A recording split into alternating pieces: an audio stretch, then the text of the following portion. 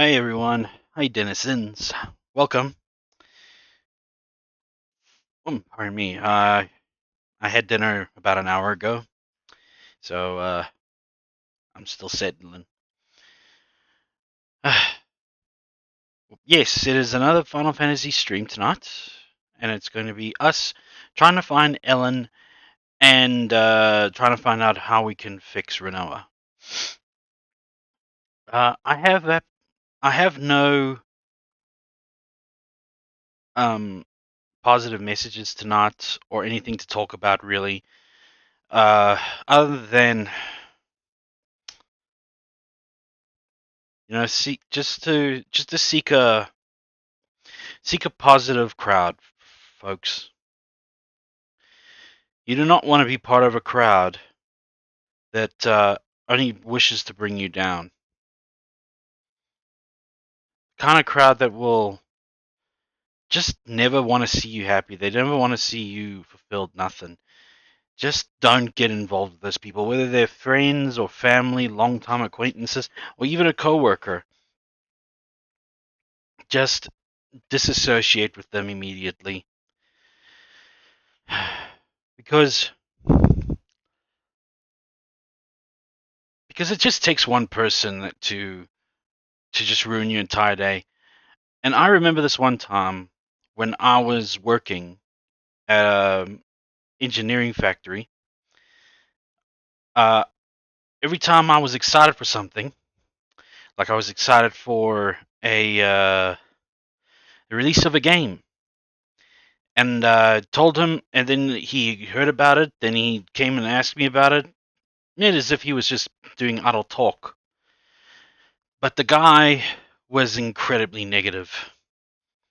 He came to me and he basically told me that, yeah, but isn't games childish?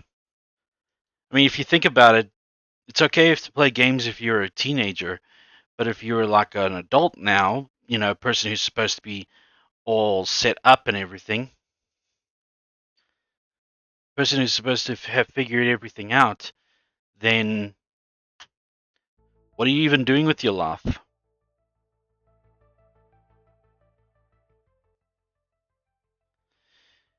So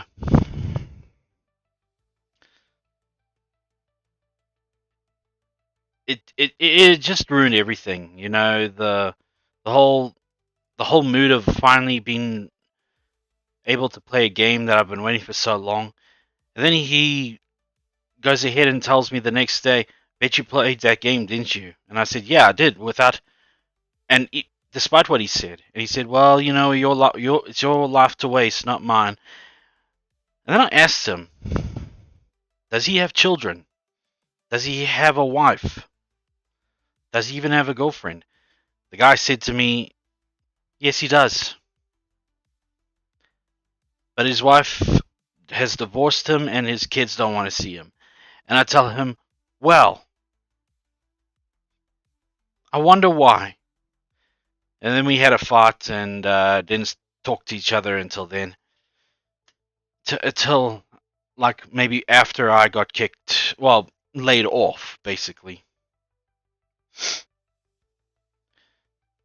So I guess that the my if that is can be a positive message tonight, it's that don't be surrounded by negative Nancy's. Rather be with positive Pollys, because friends, it's a hard enough world. Why do we need to be around people who don't lift us up?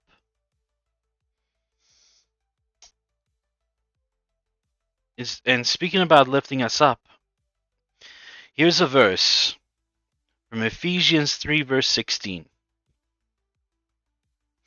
And it says, "I pray that out of his glorious riches he may strengthen you with power through his Spirit in your inner being." Simple context here, friends, is that this is saying that our Lord God loves us. And people can feel it if they are inviting it.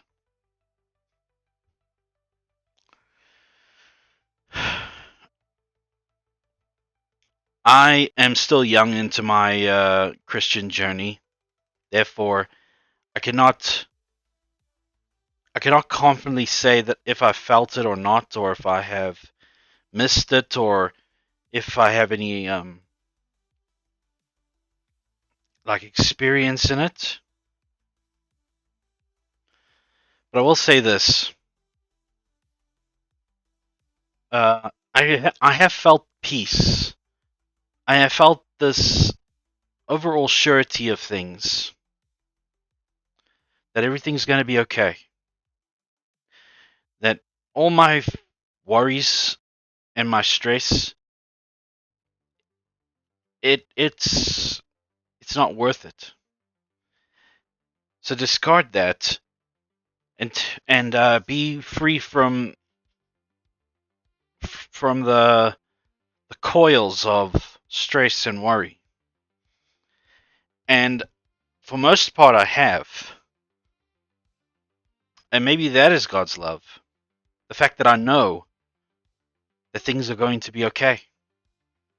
While the rest of the world will send you bad news after bad news about how this is not going to be a good year for coffee drinkers, that Ukraine could be on the verge of defeat by Russia, or that this person's going to be that president, this person's going to be that prime minister. Who cares? Um, the thing is, what happens in the world, if it's not affecting us directly, why should we worry?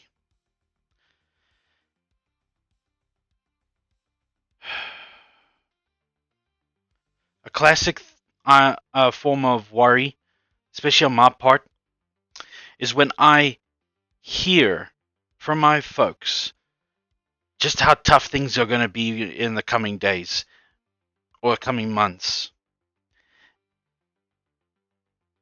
And I have tried to look deeper into it, you know. I've tried to search for the whole thing about how are we suffering more? I mean, how are we in a worse place than we are? It just turns out that we are going to be missing a few cents due to the rise of interest rates and such like that. Few cents, but apparently a few cents is enough to make anybody who handles the finances worry. But I guess that's where I'm spared. I don't pay for anything in my household because I can't. I'm just hey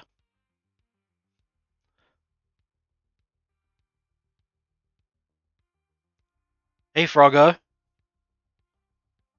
are you just in time? How you doing?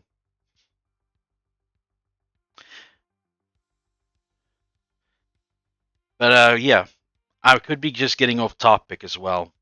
The fact is, I'm no longer worried, and maybe that's a sign of God's love.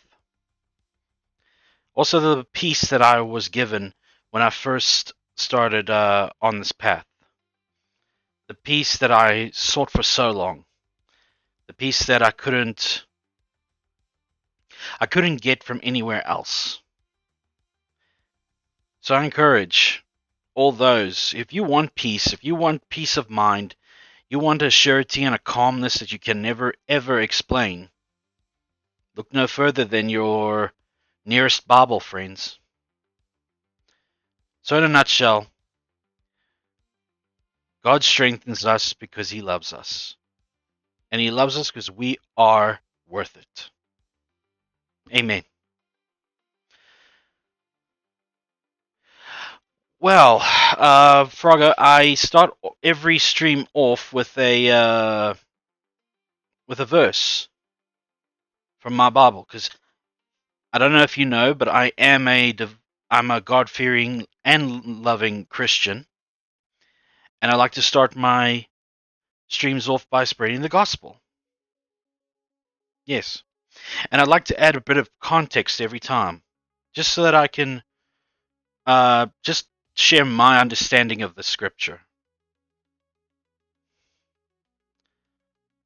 Yes, excuse me. Anyway, I have finished the mini sermon, so we're gonna get straight into the game.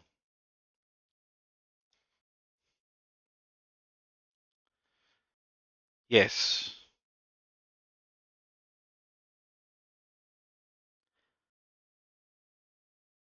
Yeah, add a bit of context, not just to like make people like educate people or anything, or because I'm in no position to be a teacher.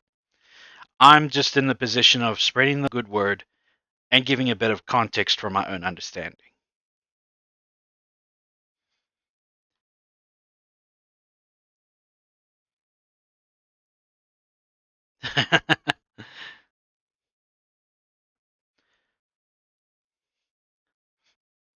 is that is that you squishing my cheeks?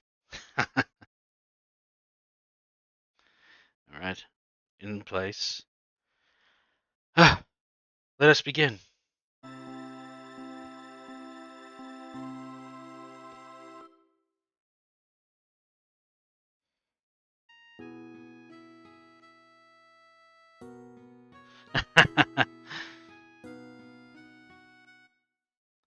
How lovely. So, Froggo,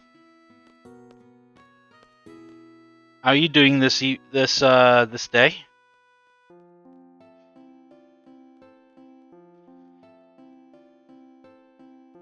Oh yes, I need to go to Edia's house.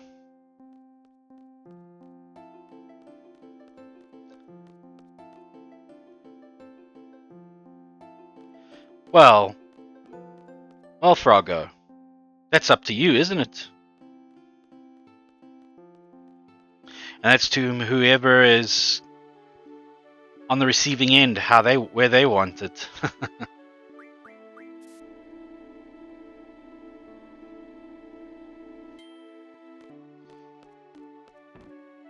And I'm glad that you're doing pretty good.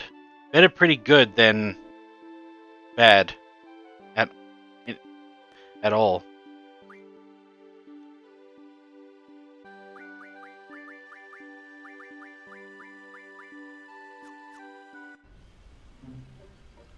Ah, the seed ship is right there.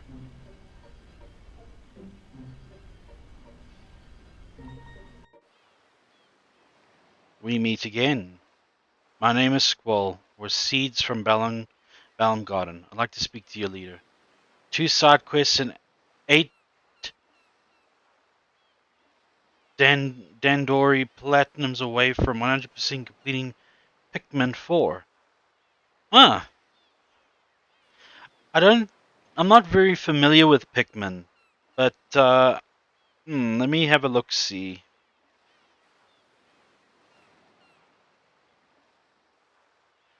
Pikmin 4. Ah, yes, yes, yes, yes. It. I recognize that game. It's looks quite colorful, and it only took 51 in-game days. 51 in-game days, but how many days did it? How long has it taken you in our time?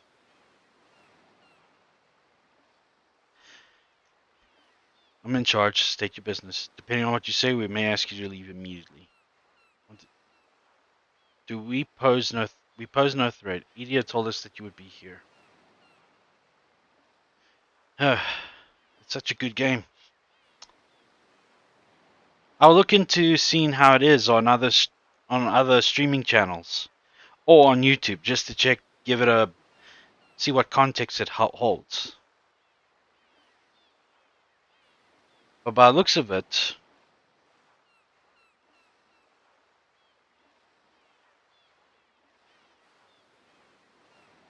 hmm,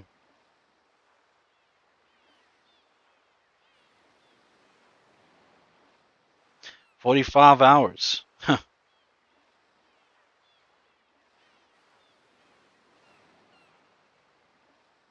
2 side quests and 8 Dundori Platinums away from 100% completing.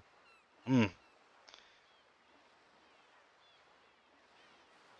Edia is no longer under Sorceress Artemisia's control. She's now our ally. So there's no reason for us to hide for you his whereabouts from us. We want to take Ellone back to protect her from Ultimacia. 90 plus hours in total. So, would you recommend it, Frogger?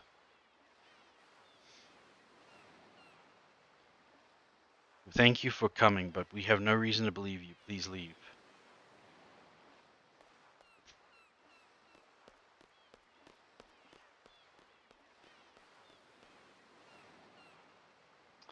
All right. I will. I'll seek it out and see if it catches my interest.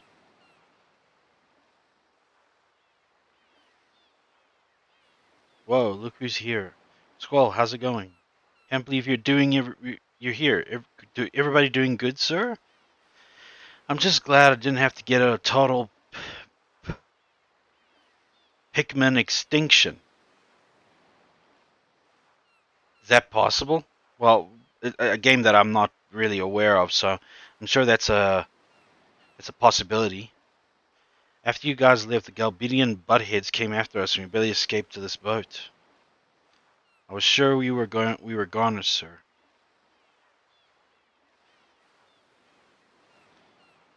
Ah,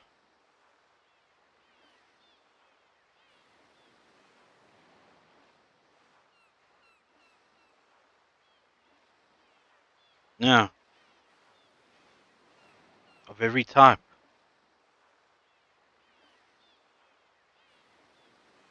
I'll be sure to look later for it to gain context of the game. Thank you for the recommendation, Frogger. Zone went nuts and was thinking about swimming across the sea to escape. Hey, it was a plan. All you were doing was whining like a big baby. You can also get a partial Pikmin extinction, which is where only one type of Pikmin goes extinct. Jeez. It sounds like population control of the game. We're gonna die, and look who jumped in first. You numbnuts. I don't see how these wackos keep surviving. So how's Rinoa? Where is she? Rinoa fought with us against Idia. For some reason, she went unconscious after the fight. She's resting in the garden now. I don't know what happened. We couldn't protect her. I'm sorry.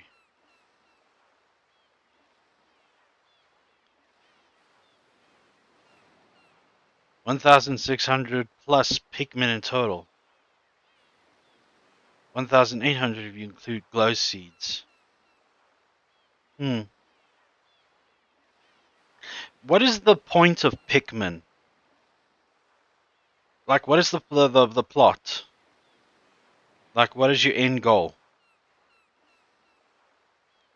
You son of a bitch! What did I say? What did I say? Huh? Told you to take care of her. That nothing better happened to her. Scumbag! You pathetic lying scumbag! Zone, come on, easy, sir, easy. She's not dead. They just don't know what's wrong with her. That's all. Ain't that right, sir? Squall would never give up on her. Am I right?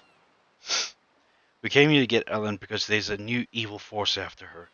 If we can get Ellone and Rinoa together, maybe we can get Rinoa back. Really? C-Zone? I told you, sir. Rinoa's gonna be fine. She promised she would come back. We all have to free Timber together. Don't worry. Well, for Pikmin 3 and 4, you have to rescue Olimar, who crash landed on Earth. Okay.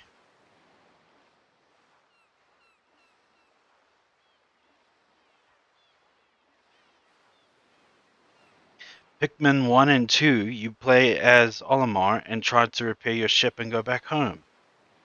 Hmm.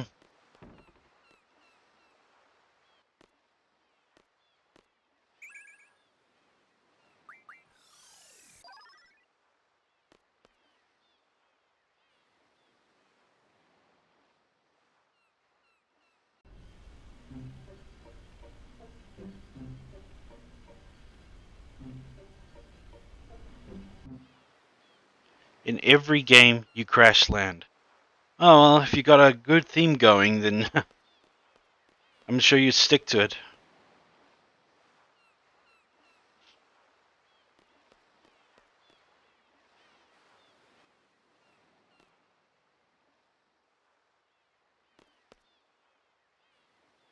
No issue of Timber Maniacs.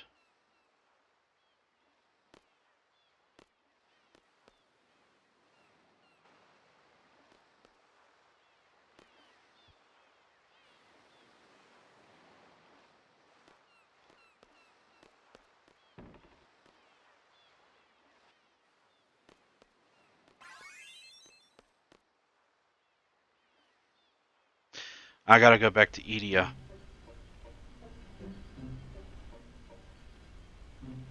In Pikmin 4, you have to collect treasures to get fuel to explore new areas before you can actually save Olimar. Hmm. More sequels come, the more complex it comes to surviving. I see.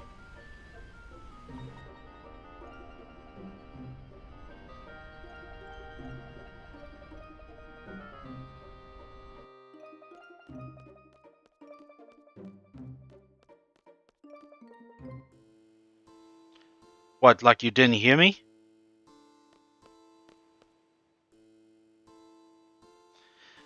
Oh, I said the more the it seems that as the more sequels come out for this game, the more complex surviving becomes.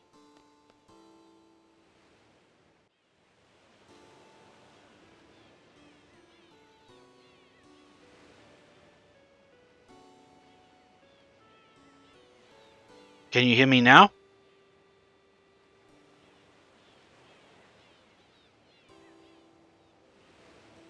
Hmm.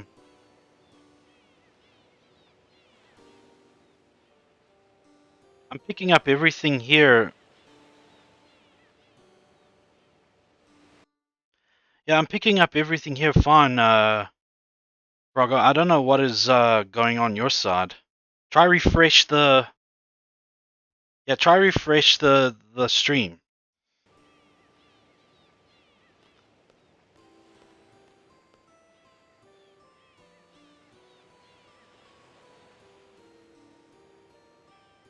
So it was your end. Okay.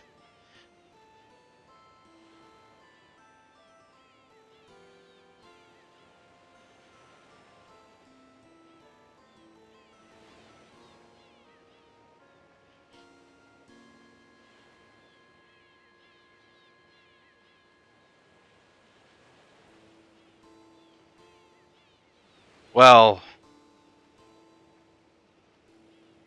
you ought to be a little bit more careful with them next time. Headphones are not as tough as they used to be. Great.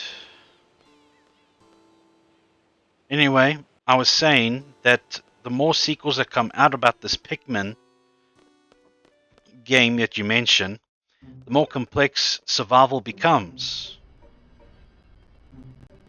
I mean, one moment you just crash land and that's it, and now you crash land and you have to build up resources and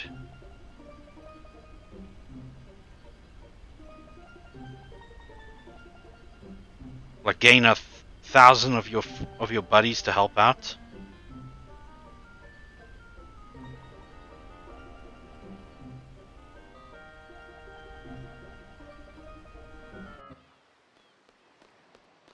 Pikmin 3 had the most complicated survival for me.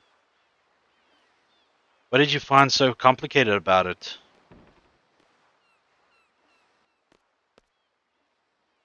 Here, this is Matron's writing. She really gave this to you. You guys call her Matron too? Yes, ever since we were little. We were raised by Idiot too. It was difficult to fight against her, but we did. Fortunately, everything turned out well. Idia is no longer evil. She's back to her old self again, the kind of matron we remember. Squall, thank you. We owe you and Balamgarded much.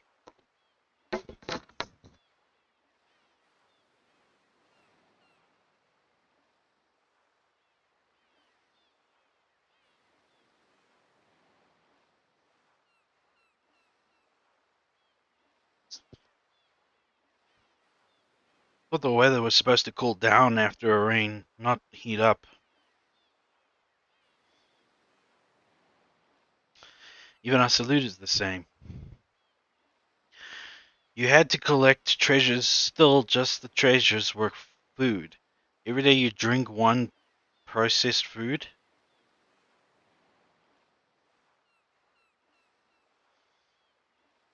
Every day you drink one processed food vial, and you had to collect more to keep your reserve stock there so you don't die. Hmm. Matron told us it hasn't changed since seed was established. I'm turning on the.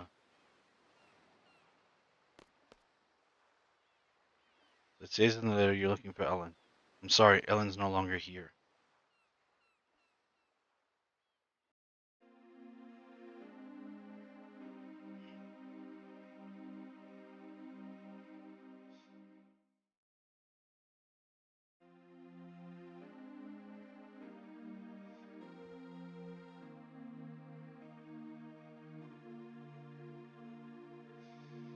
After that, we headed east to get away as far as we could from Edia and Galbidia.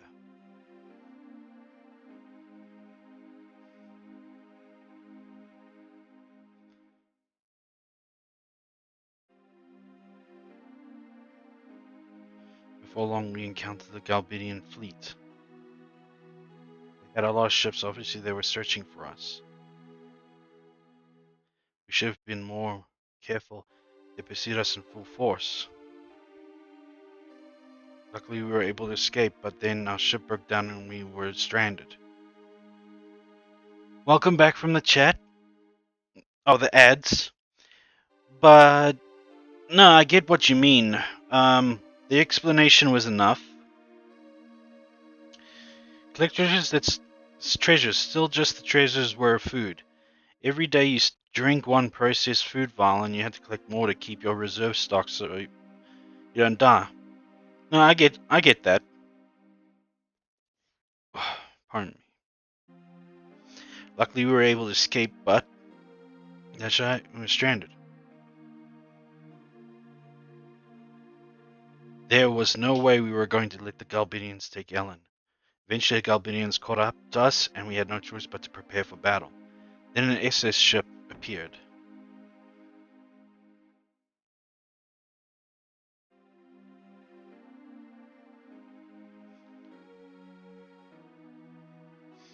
Battle began between them, and we were caught in the middle of it. Then something strange happened. Suddenly an Estes ship came up beside us, and Estes soldiers came aboard. They told us to get aboard their ship. It sounded like an order to evacuate. Of course we refused. We didn't trust them, just as we didn't trust the Galbidians. As the Estes soldiers were trying to convince us, the battle became more intense. Soon they were forced to leave our ship.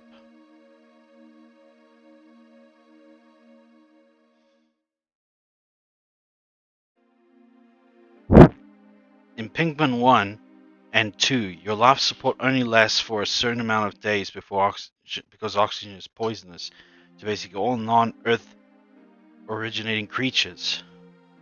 Oh, okay. So you have the time limit to repair your ship in them. Huh. Now I'm actually quite interested. I love that kind of mechanic when it comes to survival games. That you only can be out for so long before, I don't know, radiation's going to kill you. So you have to be out there like for 5 minutes max. Then you have to go back inside, rearrange whatever resources you got, and so on and so forth. I love that kind of thing. I'll definitely have a look at it, thanks. As their ship was pulling away, Ellen yelled out something. Then all of a sudden, she jumped onto their ship. It wasn't like her at all. To this day, I don't understand why she did that.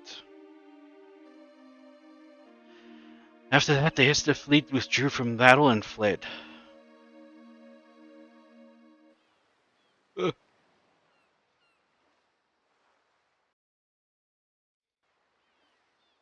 After they left, well, it's a long story. After our ship is fully repaired, we plan to go to Esther. Sorry, Skull, we couldn't protect her. Ellen's and Esther? We believe so.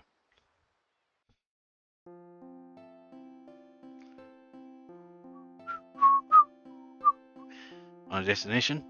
Esther. Oh man. Xenophobic Esther. That area's terrain is not really suited for flying the garden. Anyway, set a course for Esther. Yes.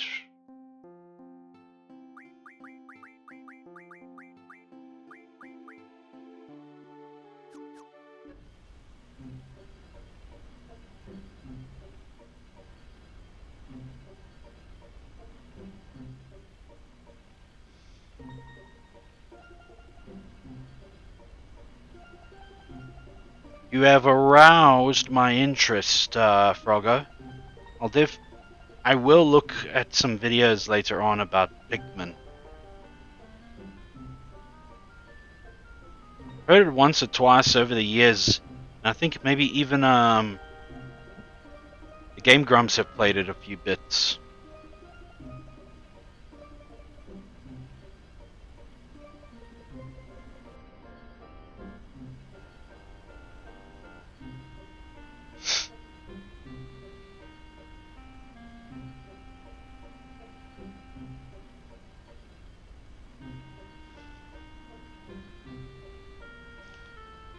Oh man, this camera's terrible.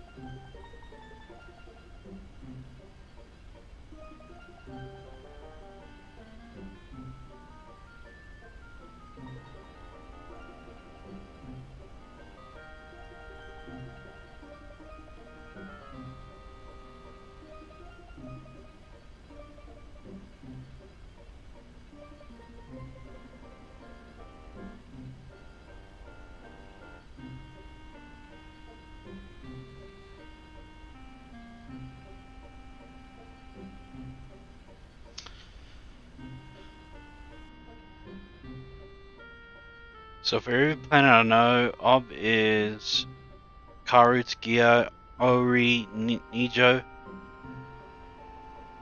Hokotate, whatever, Gopai, Shigure, Mihama, Inoue, Luke, Moyama, Sozer, Oji, Oguru, Nekichi, Inohi, Tagawa. This must be a game that was made by Japanese developers.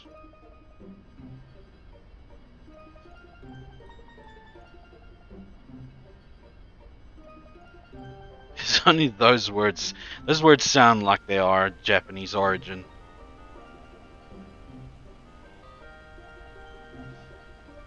Oh, that makes sense then.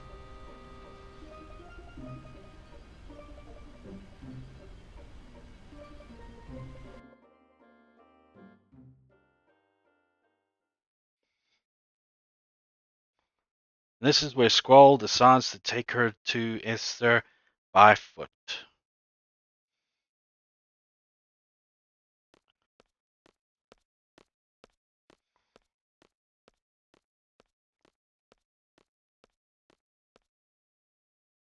Well, Nintendo has got a history of making unique games.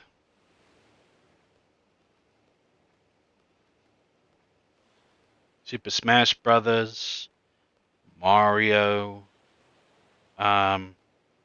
Link, Donkey Kong, Metal Gear Solid. So many games. It's pretty far. Didn't think it would be this far. What am I doing? Go to Esther, find Ellone, talk to Ellone. But there's no guarantee that everything will be resolved if I talk to Ellone. Even so, I'm sure I've changed.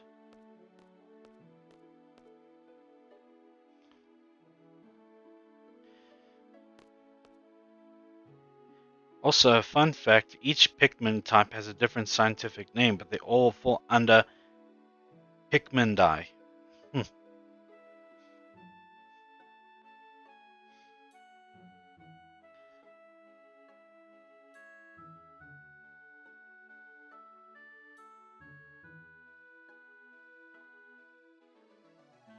Well,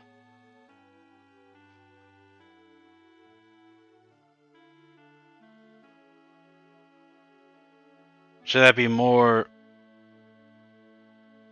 Huh. Pikmindai.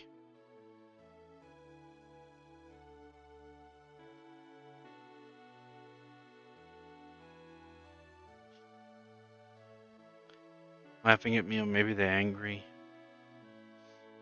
What do you think? Well, I know next to nothing about the game at all, um, other than what you've just told me. So I will try to get more familiar with it. And if I like it, I might even start playing it here on stream. For an example, the scientific name for red Pikmin is Pikmin Pikmindai rubris, but the scientific name for yellow Pikmindai is Pikmindai orbis. Huh. Probably got to do with some relation to the colors' names, but in a different dialect. To tell you the truth, I worry too much about what others think of me. Same. I hate that side of me. Same. So I didn't want anyone to get to know me. I wanted to hide that side of myself. I hated Squall's unfriendly, introverted guy. It made it easy for me when people perceived me that way. That's a secret between you and me, got it?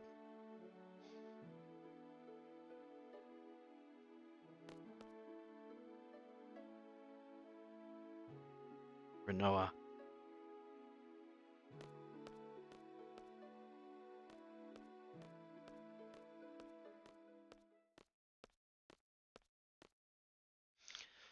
Oribus. Squall, you're late. Is the princess still asleep? She might wake up with a kiss from the prince. I like looking at all the scientific names for all the creatures. Yeah, I'm starting to notice that in a pattern about you, Froggo. You tend to like the names of creatures, especially ones that have got a unique stand to them. Like how you named your kingdoms in your OC's world.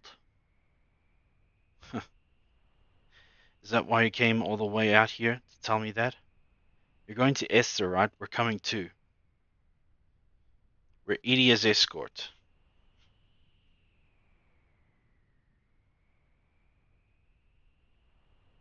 Taraxacum, Taraxacum Ravina.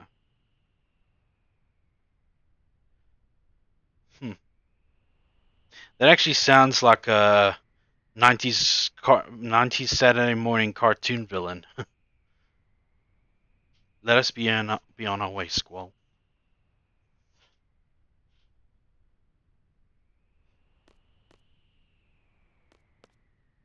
We're all planning to go to Esther too.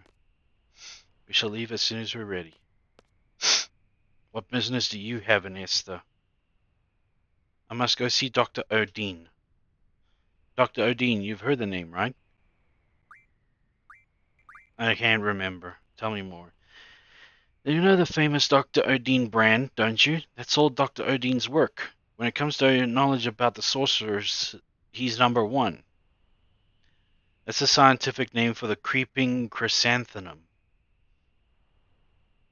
Huh. Well, for kids, that'd be just an awesome name for a bad guy. Perhaps flower themed.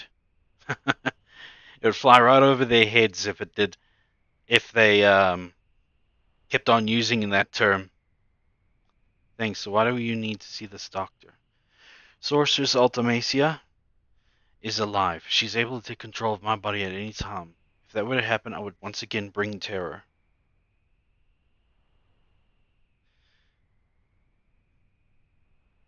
Glad you glad you have a fascination for these kinds of things, Frogger. It makes and just don't ever say that your lore or your kingdoms and such, or your entire naming process or whatever it is about your kingdoms and your OC. Don't ever say that it's simple. You're coming up with new names and you're taking inspiration from wherever you can get it. Like I'm sure the the kingdom of Canis, which I'm sure that somewhere along the line there's a Latin word for wolf or dog or something like that. Plus, it actually sounds like canine a little bit. So don't ever call your stuff simple. You're putting in a lot of effort and time to choose the right names for these things, and it's very creative, I might add.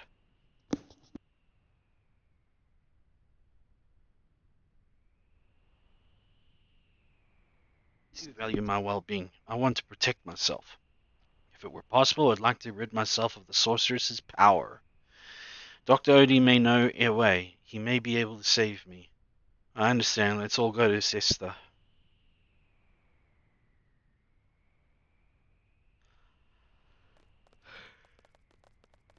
Ugh. Yo, they're back.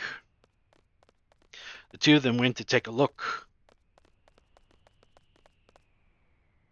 How's it going, Squall? Is Rinoa still asleep? Psst, psst. Rinoa's so cute when she's asleep. Whatever, so how's it? Can we to make it to Esther? Are you blushing? Delphi, don't make Squall angry.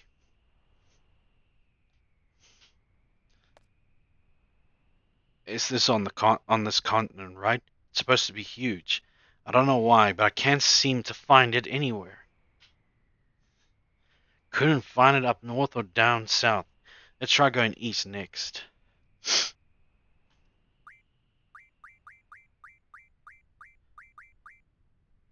It is a wolf kingdom. I thought it made sense for a more secluded kingdom that was in the snow.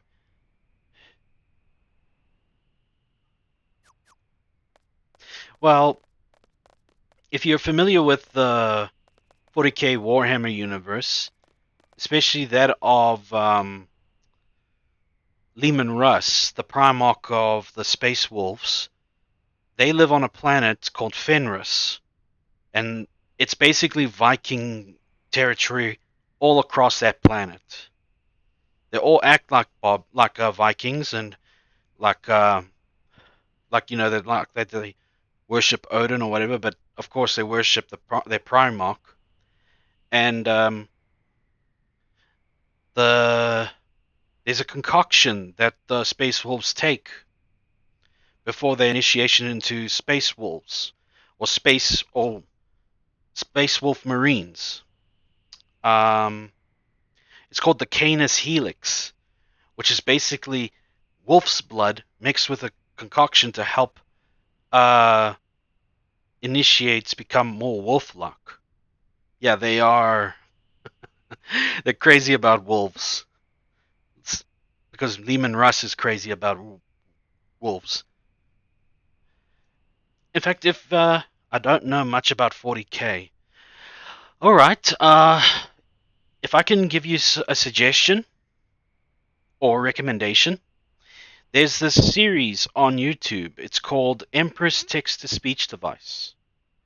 It's made by a person called Alpha Busa, and it is sort of like got a comedic approach to the 40k Warhammer, but through there you'll get a good understanding because they kind of like drop it down to the level of people who have not heard of it or want to get involved in it. So I recommend that. The Emperor's Text to Speech Device, and I think you might enjoy it because they also have clever names for some characters. That Or ask Taga VT. Taga VT is she's crazy.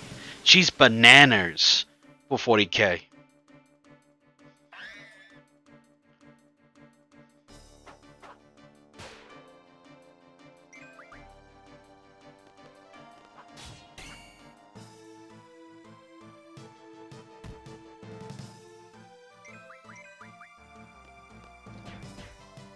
What are you laughing about, Braga? I didn't say anything funny besides that she's bananas. But because she actually said it herself that she is.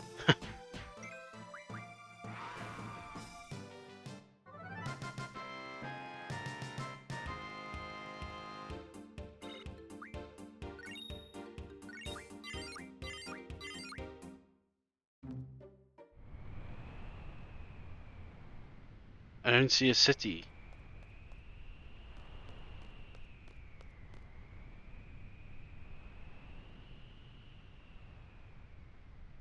The family the sun squish falls into is called Squish Squirt. Um, little context there, Froggo.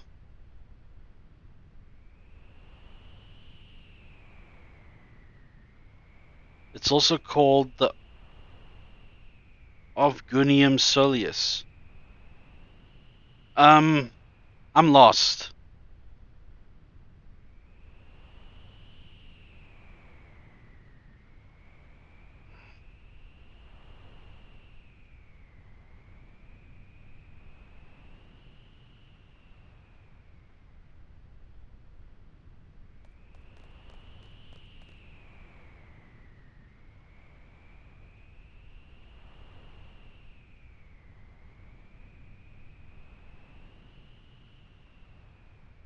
Oh, a little blob of yellow nectar. Alright then.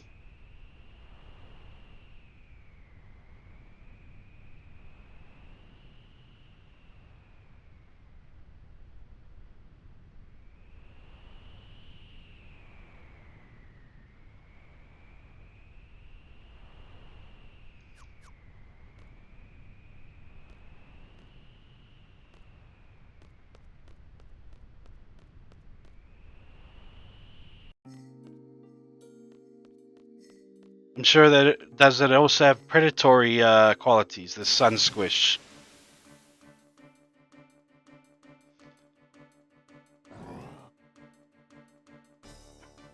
Do I extract something from this guy? Nah, nothing really. Wait, let's first scan him, see what he's all about.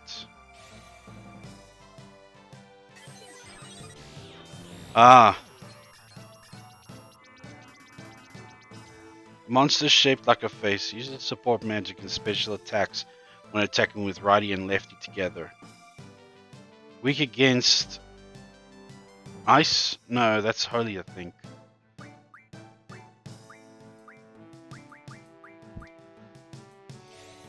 You'll never see it roaming around like you would a bulborb.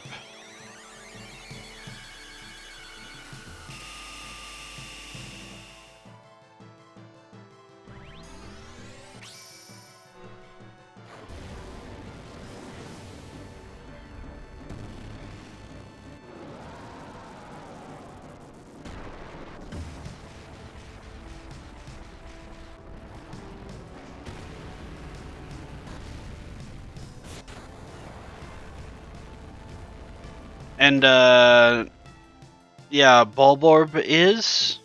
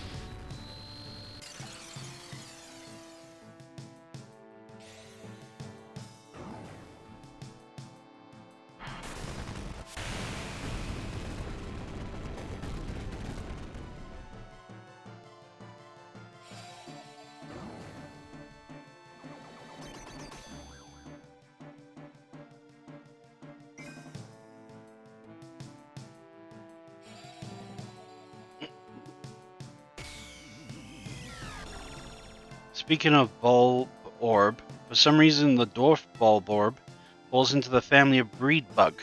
Bread bug.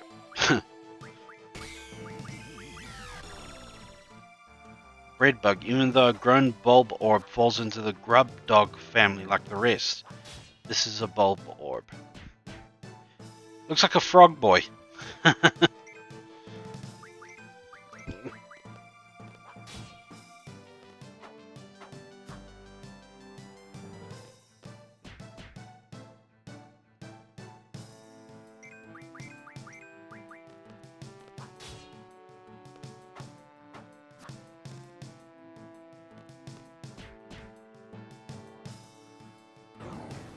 He's not a frog. Do not trust him.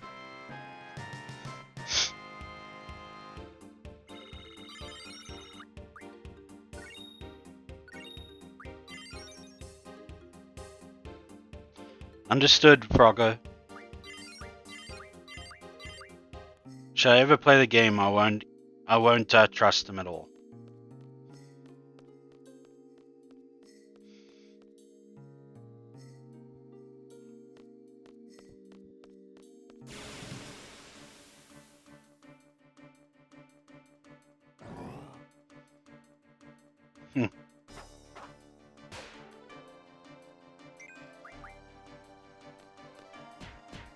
Do you have like a village? Do you build like a village or something in this game?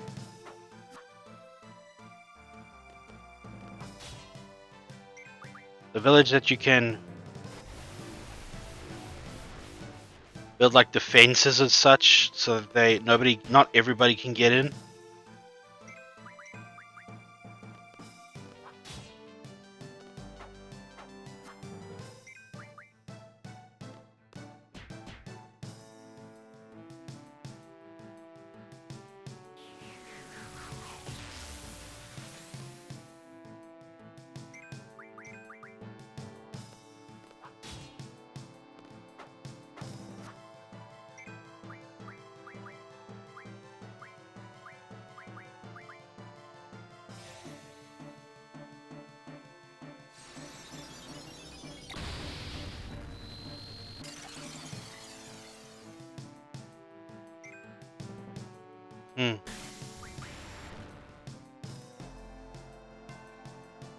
You rescue castaways, which are people who come to Earth because they heard the SOS alarm sent out.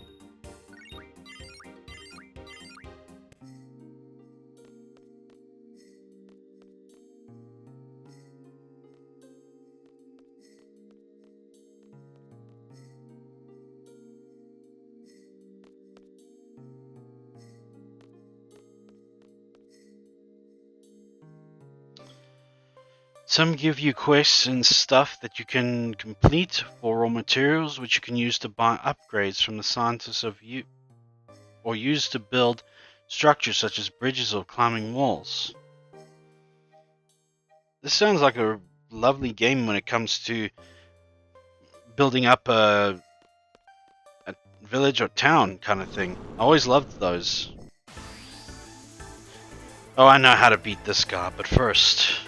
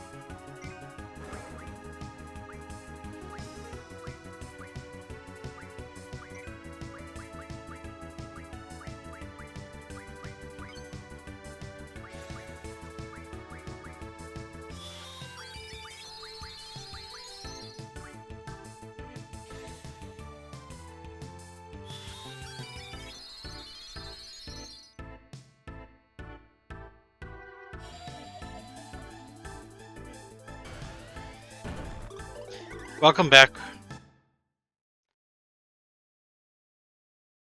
So I'm gonna give you. Yeah. Uh, if Pikmin has got like settlement building mechanics to it as well, I might enjoy this game. I might even play it on stream sometime.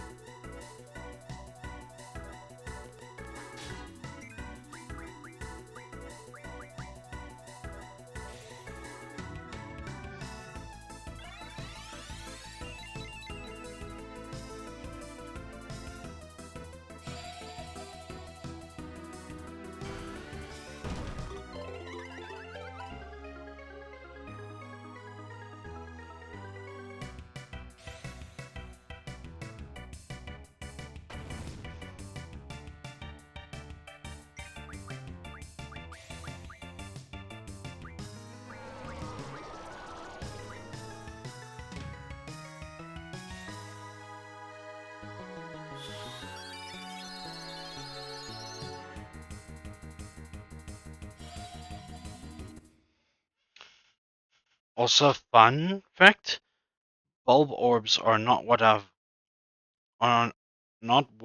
lost the most Pikmin to. Then what have you lost your Pikmin to?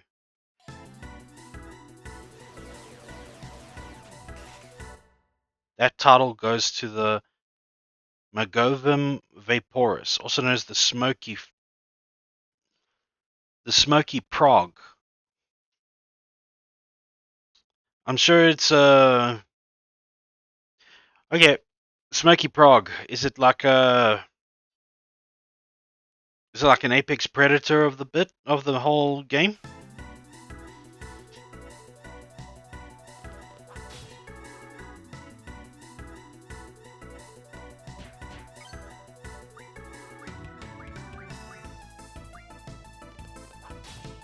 Ah, crap.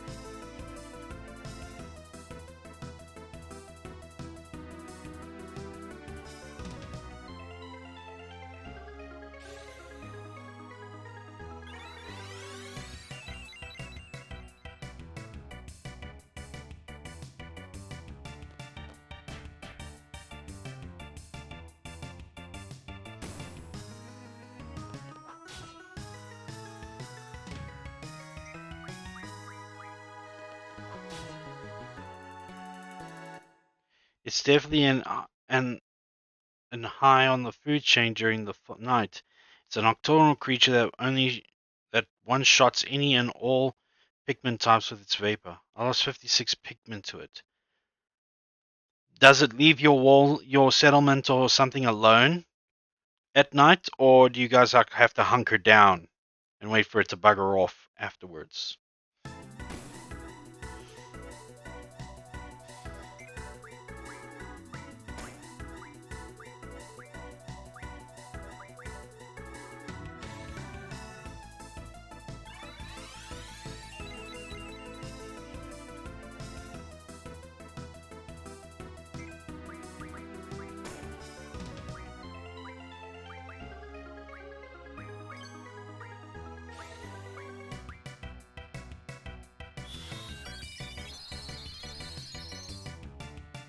Ah, I see.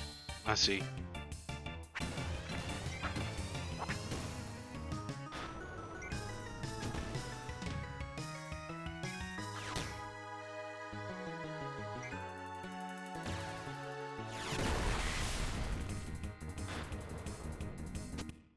But you do have to go on night expeditions outside the settlement where you fight it. I see. Plenty of job job occupational hazards. No, not stock. I rushed. I think this is when it can't it doesn't attack physically.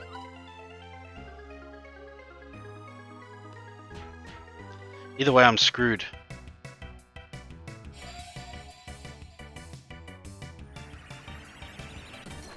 Or not.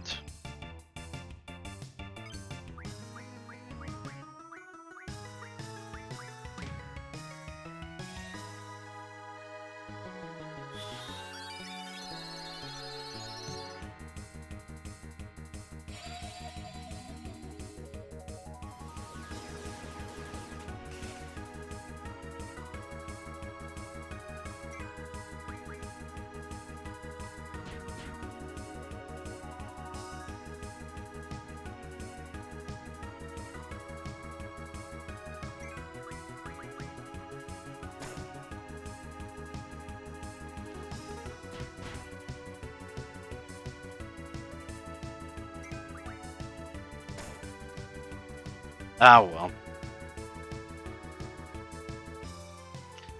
And I seem to remember that I didn't really save very close to this whole place.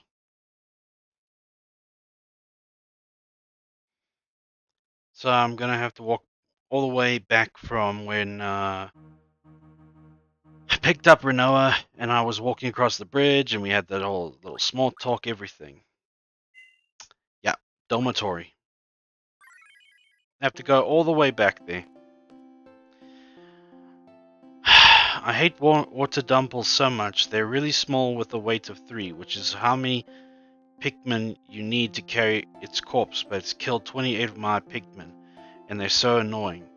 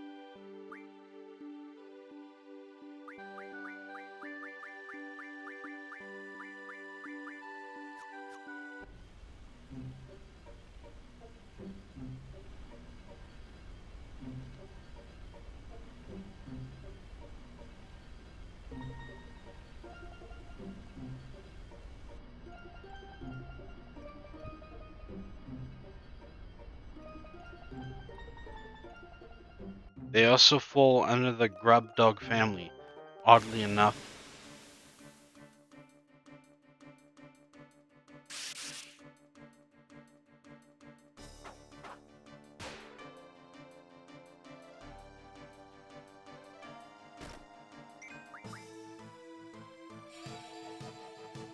Yeah, Frogger, I have not played Pikmin at all. Not the first, not the second, or the third, and especially not the fourth. So all these characters that you're naming, yeah, I have absolutely no idea.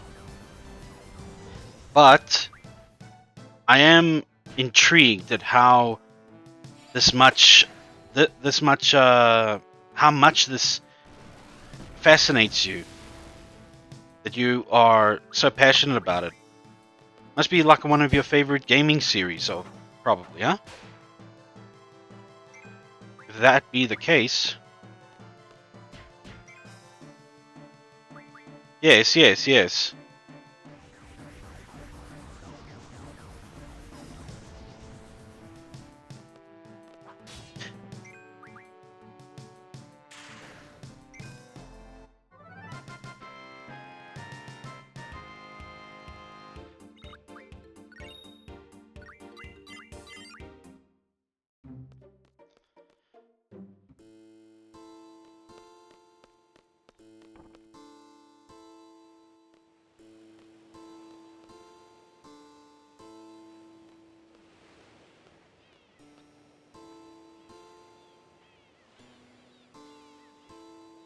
What is the first, your first favorite game series?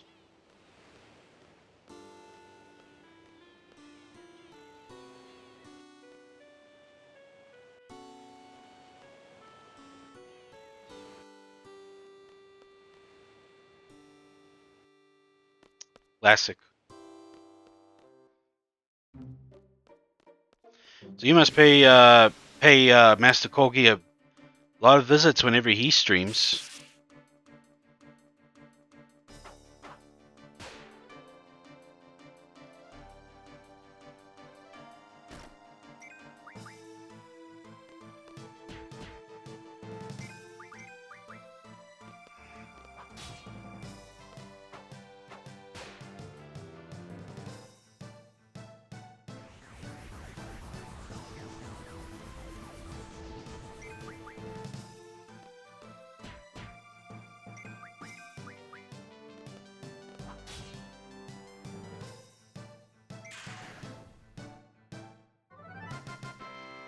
Dun, dun, dun, dun.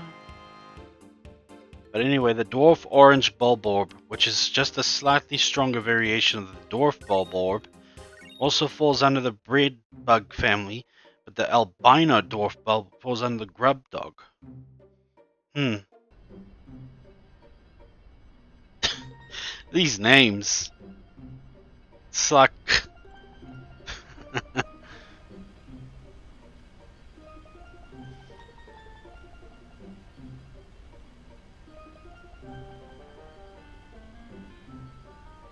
Bread dog, bread bug, and grub dog. I mean, those are some interesting choices for names. I will tell you now.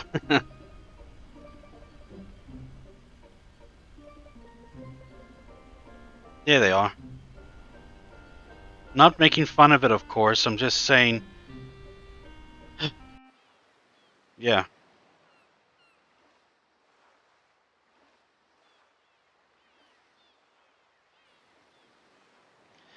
By the way, albino dwarf bulb orbs are nocturnal variants of the dwarf bulb orb. Not any stronger or weaker. Just just a little sun shy, aren't they?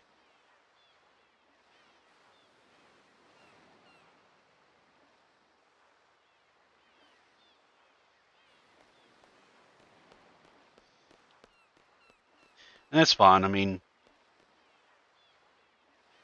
well, I guess they would be much more suited for going outside if that's the case at night. Like they would be the albinos then would be perfect for uh nocturnal missions. Oh wait, but you are pigmen, not frog people.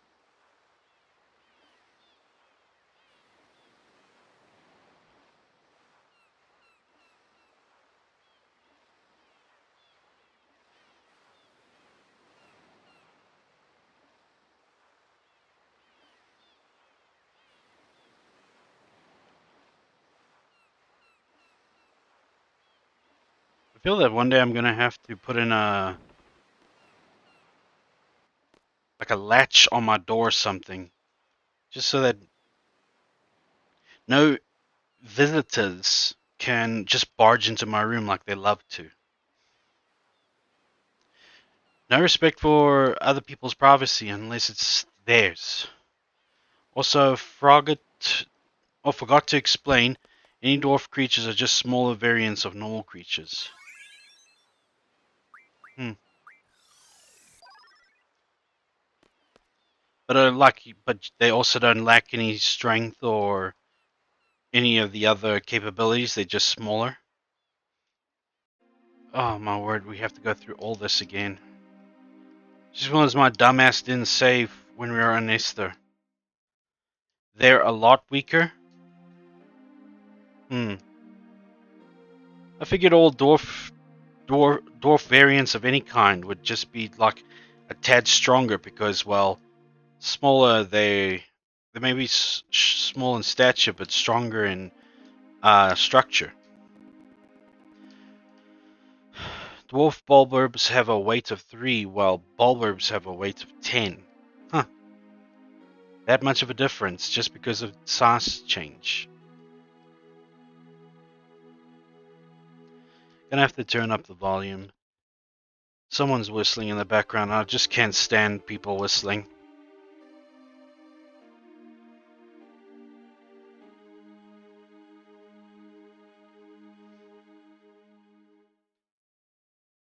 How heavy are the jumbos?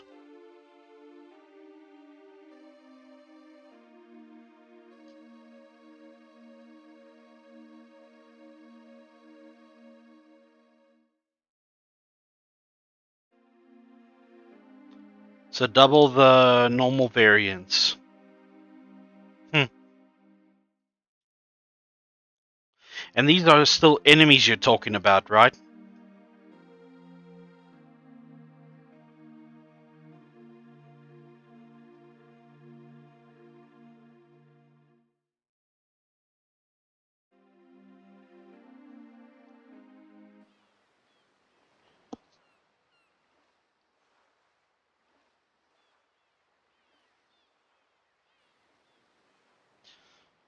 Jeez. The Pikmin have it rough.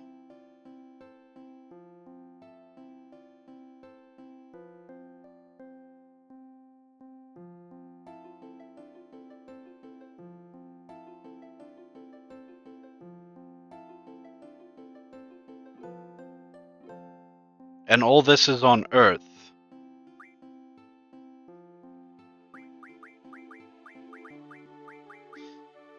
Is it like a... Is it like After Earth? That movie After Earth, where everything has gotten much more bigger because of human absence.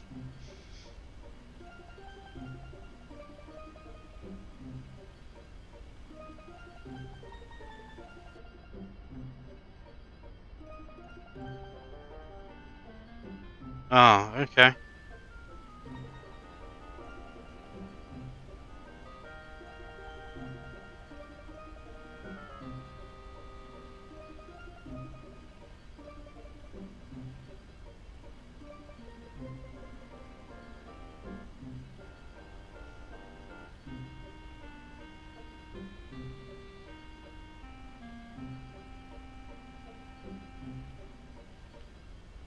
Is this Olimar guy? Is this Olimar guy? Is he just like a head with feet?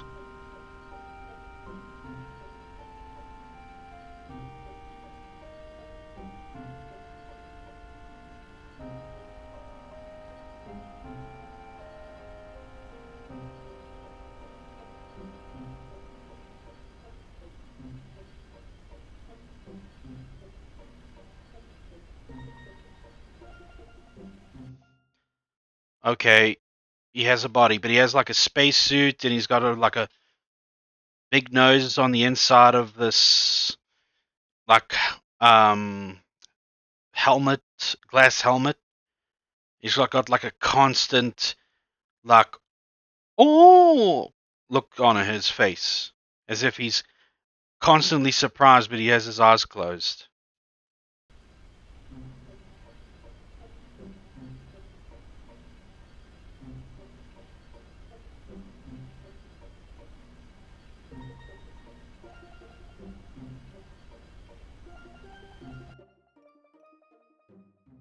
Okay, then I'm familiar with what you're talking about. Then I remember watching the Game Grumps play Pikmin. Yeah, because then I've seen what the game's about and everything. So now I get what you're talking about. I just did not know the names, and I wasn't paying attention to the game when they were playing it. I was paying attention to what they were talking about.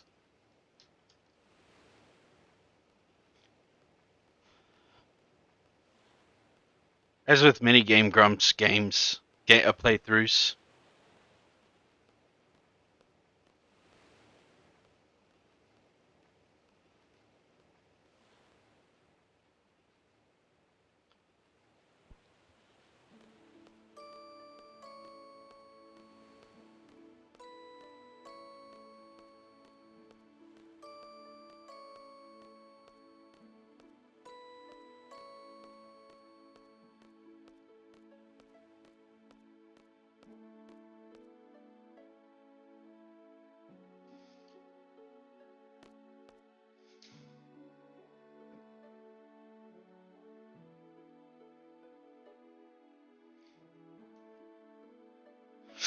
Also, there's this other YouTube channel that I used to watch often. It was called Sanity Not Included, and they often took like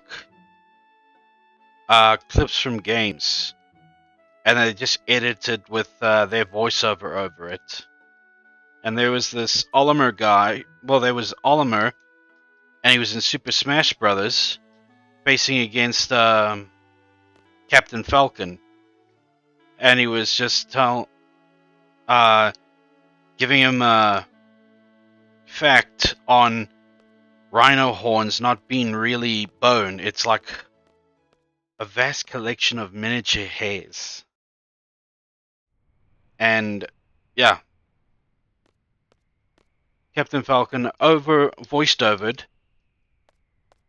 just mentioned like, well, just like went crazy and said, "Why did you tell me that?"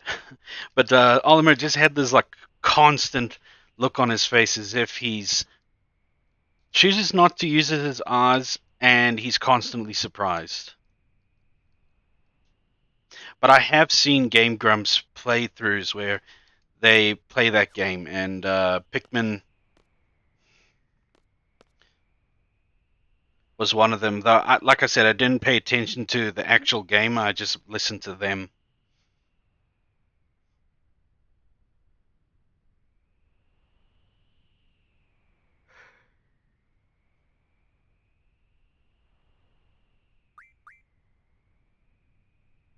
Hurry up! Let's get this over with.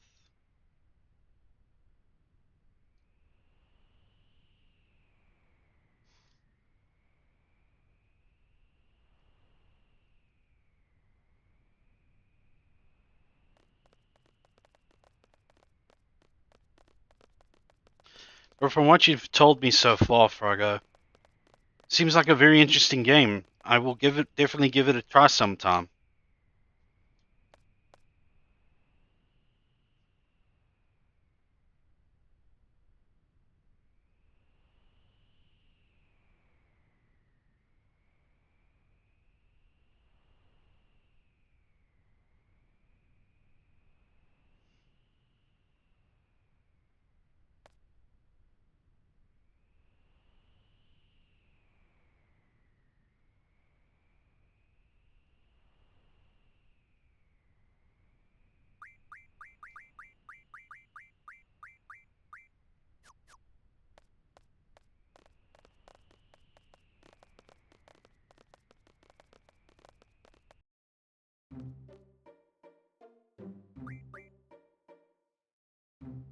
Well, thank you for the recommendation, Froggo.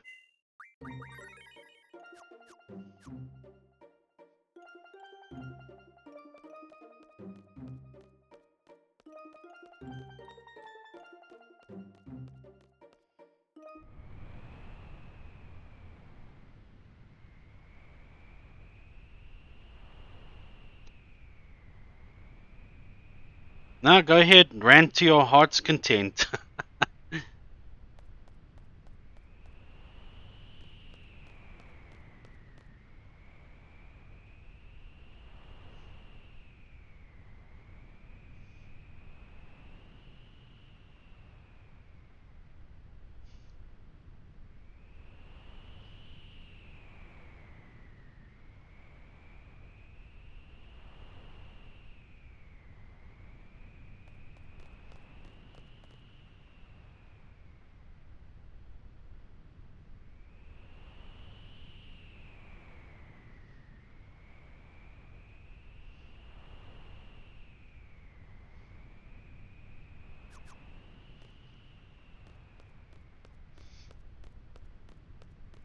If I could have a Throne account and be able to publish a wish list, it would definitely be one where one of the items would definitely be um,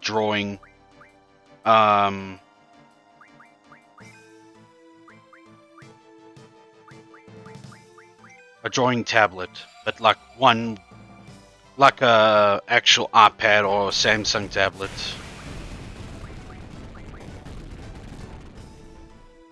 So basically, depending on a Bulborb's gender, after maturing into a Jumbo Bulborb,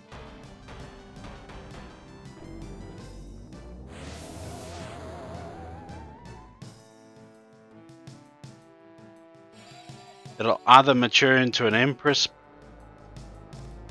Bulblax,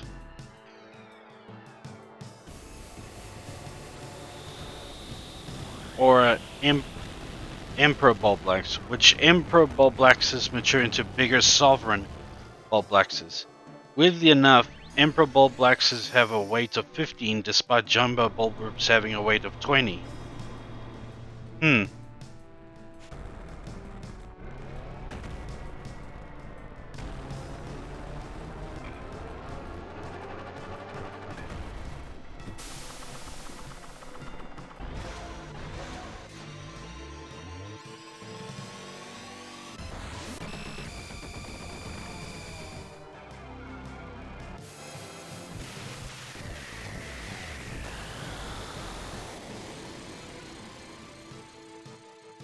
It could be the fact that they grow more powerful, right? And they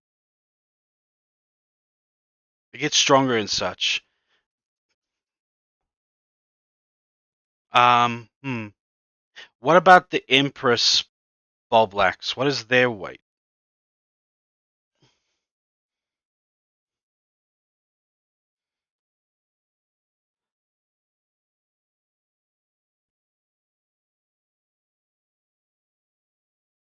Empress Ball Blacks is their sole way of reproducing, and they reproduce asexually, constantly popping out bulbar larva.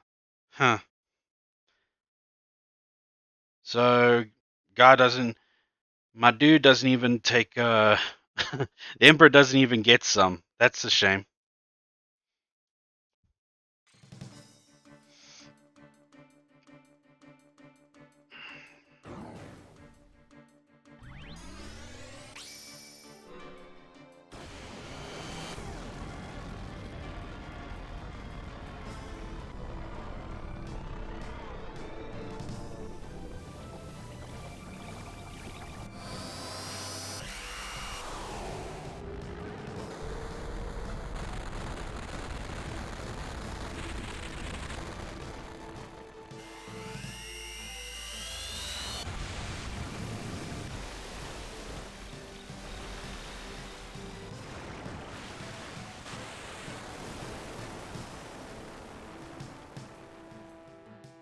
Are by far one of the biggest creatures in the game.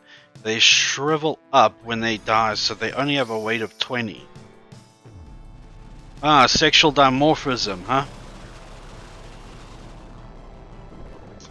In most species of animals, sexual dimorphism is the name of the game, especially for, say, anacondas, spiders, praying mantises.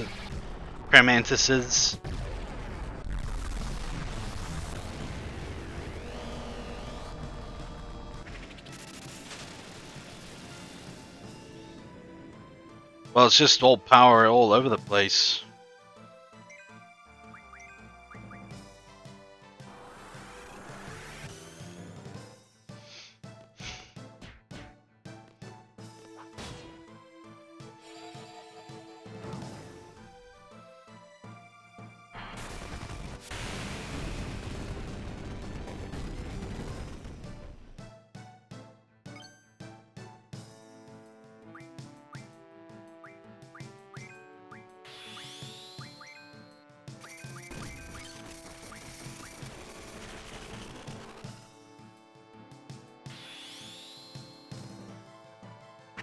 Mm.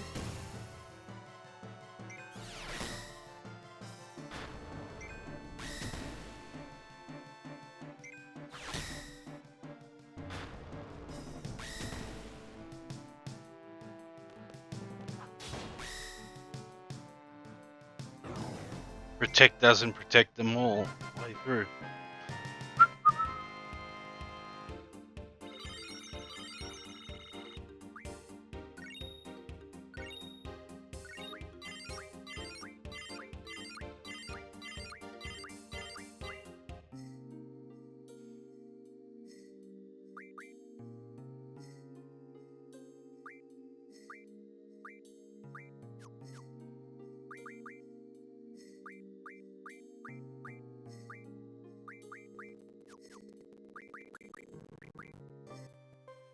Welcome back.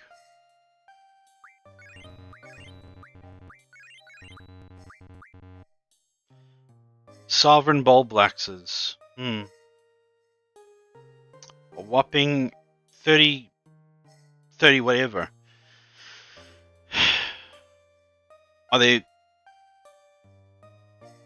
are they bigger than the jumbos, or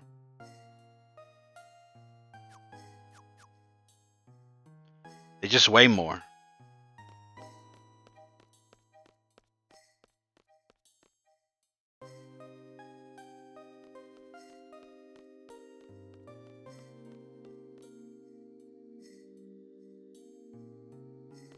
Hot damn.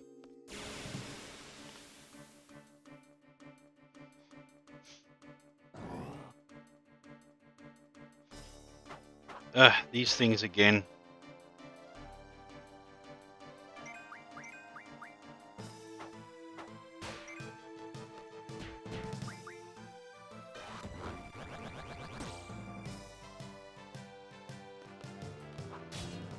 And these are just enemies. Hot damn.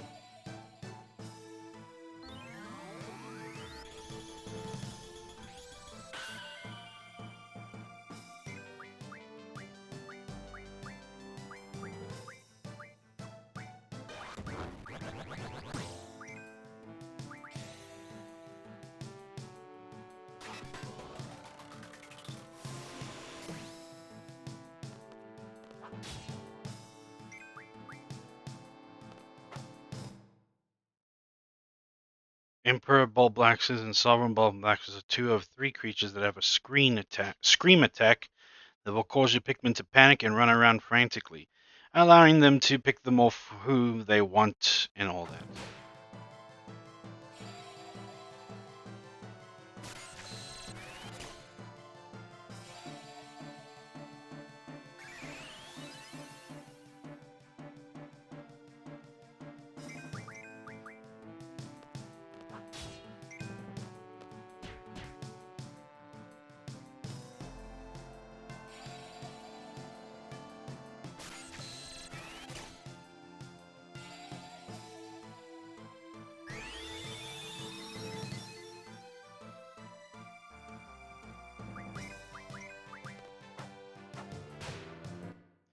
Those two creatures also have a jump attack and lick attack to crush and eat Pikmin.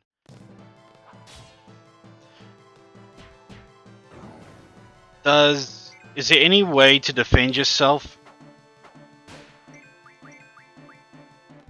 Like, you do fight back in this game, right? Can't be just like a whole Outlast situation where you can only run and hide but can't fight.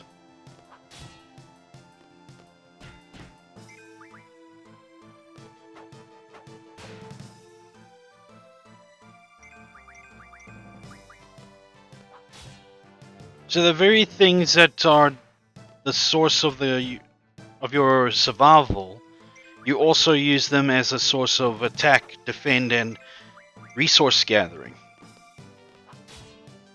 This sounds a lot like Overlord, the game.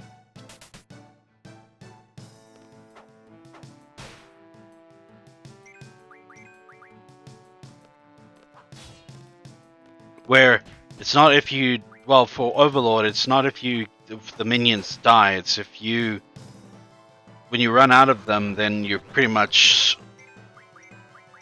all alone and you have to face whatever threats haunting you by yourself.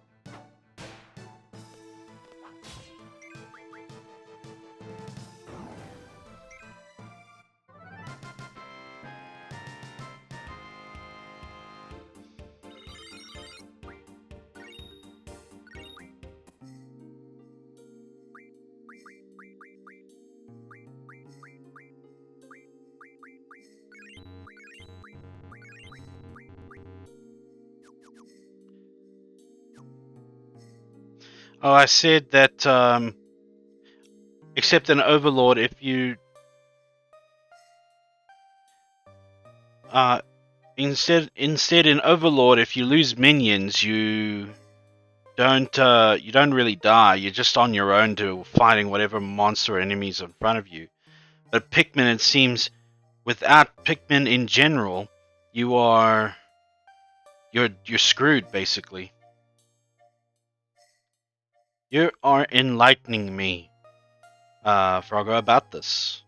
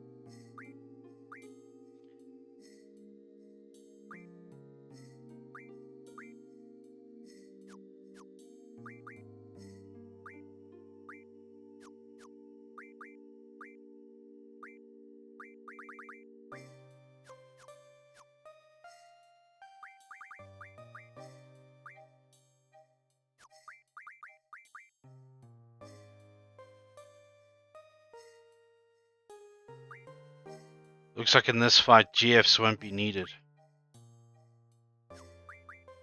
Well, they will, but I'll just give him that anyway. There's 4 creatures with a scream attack. Alright.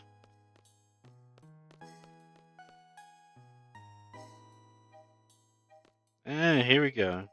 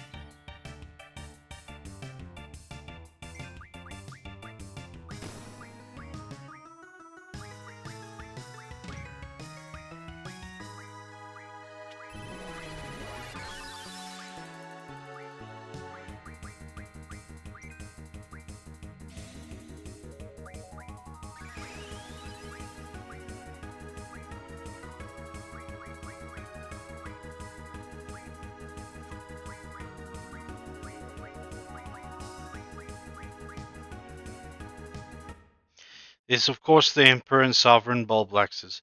There's the Smoky Prog and Smoky Prog, and I won't tell you about the last one for spoiler reasons. Alright, here's a little thing about me, Frogger. Spoilers don't bother me. You can tell me. Someone, just to get a bit of context, somebody once told me the ending of Avengers Endgame. Yeah, I was told flat out in front of my face what was going to happen at the end of Endgame, and it did not spoil the movie for me. The same goes for games. It won't spoil me if you want to tell me. After all, I'm still going to play the game eventually.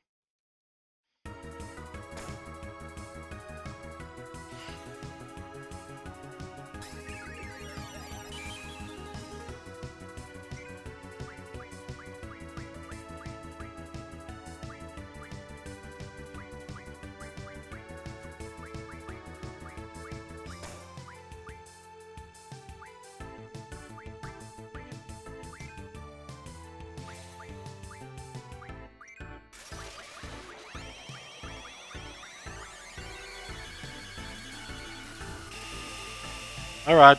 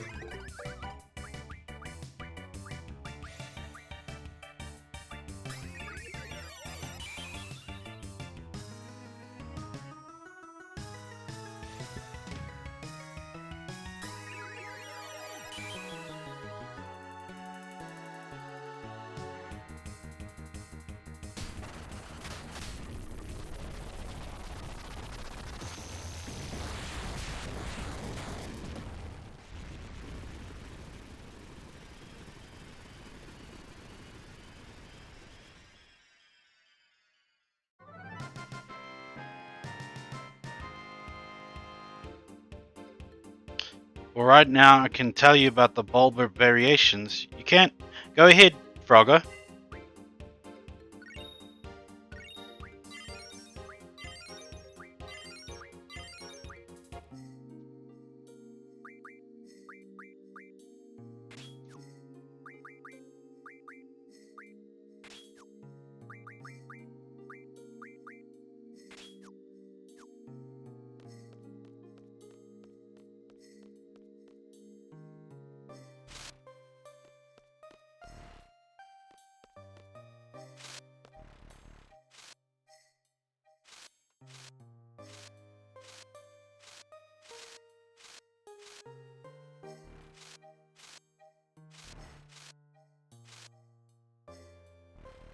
There's something here.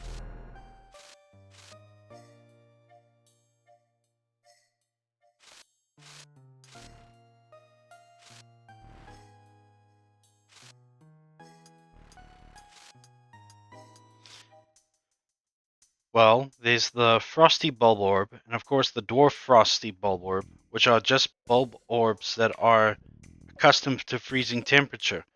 Kind of obvious there, but yeah, keep going on. Well, it makes sense because they're frosty.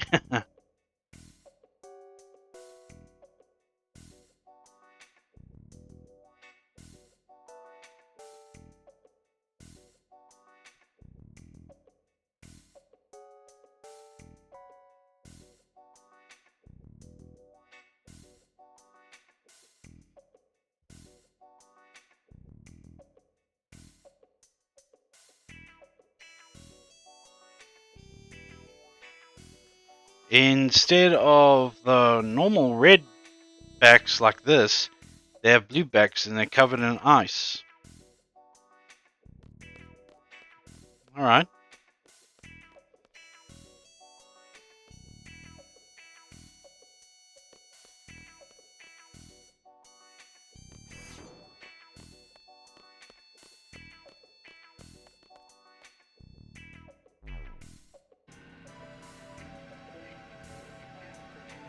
You can only see their back after breaking the ice, which you can do by either killing them or by throwing a flaming pine cone at it.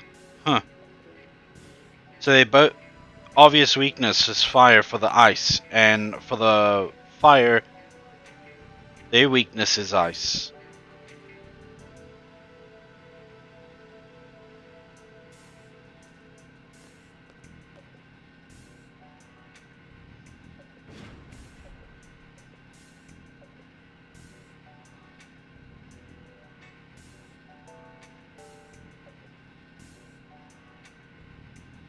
Okay, not quite.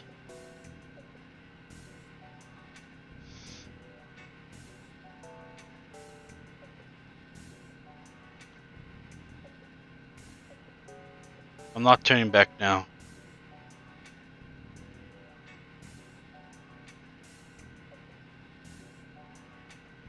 There is the fiery bulblax, but there's no way to put the fire on their back out. You just have to use red pigment which are immune to fire. Okay. So, no way to extinguish his flames. Got it.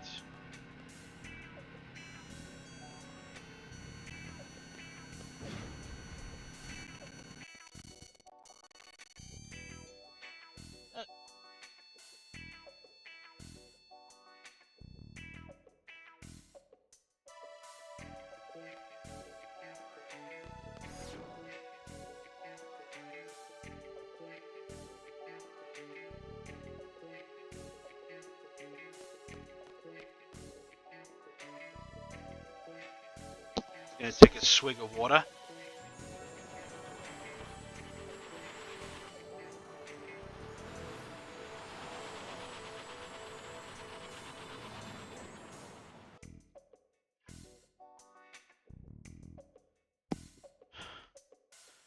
Yeah, but of course, there's no means of putting them out to accelerate their death. It's not their weak point.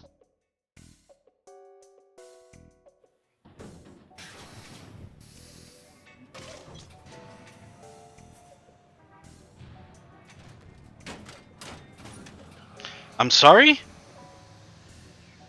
Gotta do BDSM? What?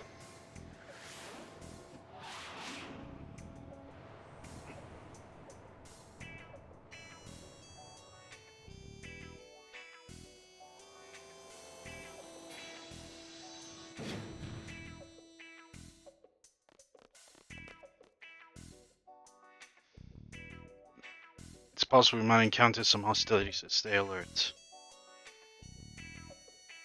And here we go again.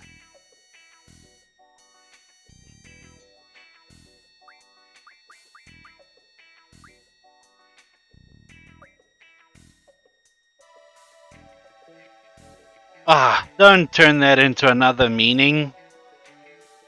Ah, jeez.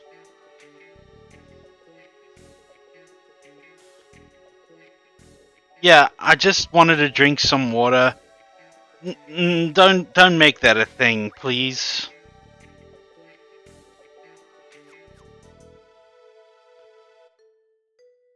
It's like beating around the bush top of um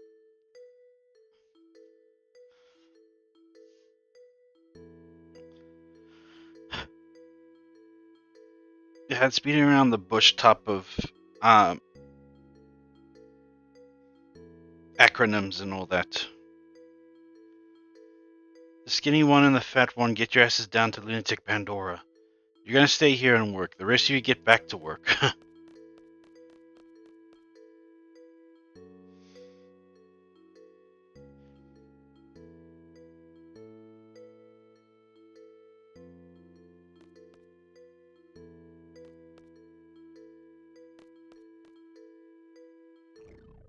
I'm hungry. I said no talking. It's only been 3 days, you wimp. When I was young, I worked all day, all night without sleep. Well, I deny BDSM stands for better drink some more water.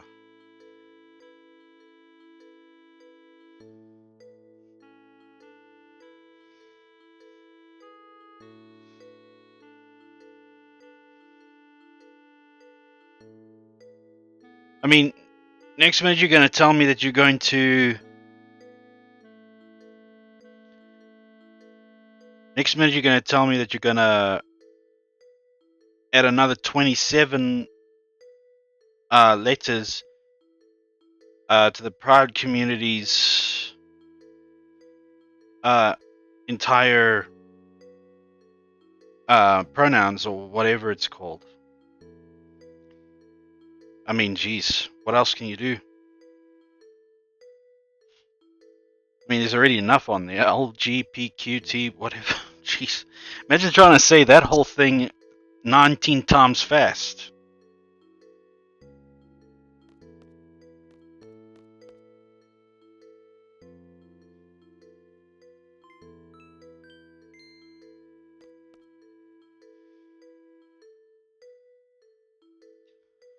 Sorry if it seemed like that was disrespectful. No disrespect intended. But it's just that BDSM, better drink some more water. I mean, wow. That's a stretch. Especially when it comes to that. That beast over there, you too. No meal until your work is done. Hey, you can't be serious. I'll be done in 2 to 3 hours, but his job won't get done for 3 days. He just won't get fed for a few days. If he wants to eat, he should work faster.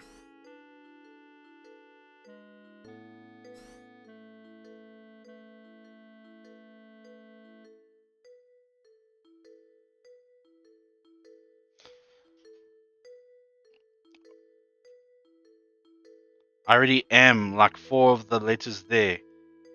TLPA. Alright.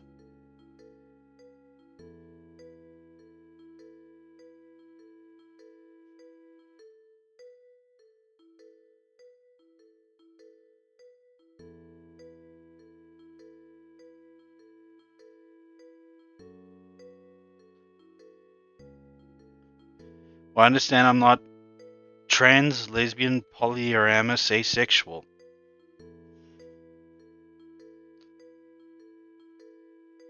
I see.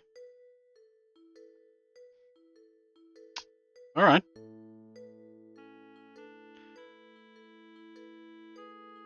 As long as you're comfortable with all those, it's fine. Can't handle a big guy alone. Don't do anything stupid while I'm gone. The camera's watching you. You look exhausted. Do they feed you alright? Got a fever or something? Or you just scared of heights? Your stomach's going grr. That's fine. I think that thing's grr grr means thank you. You know what? You're the first one to care about this well-being. These Moombas get worked to death for no reason. They only get half the food and sleep compared to us humans.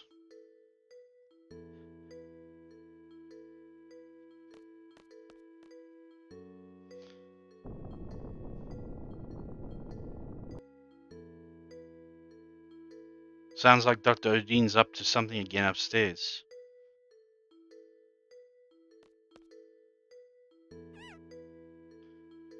Huh? What's up? You need a tool? I'll go get it. Wait right here. I think there was one here.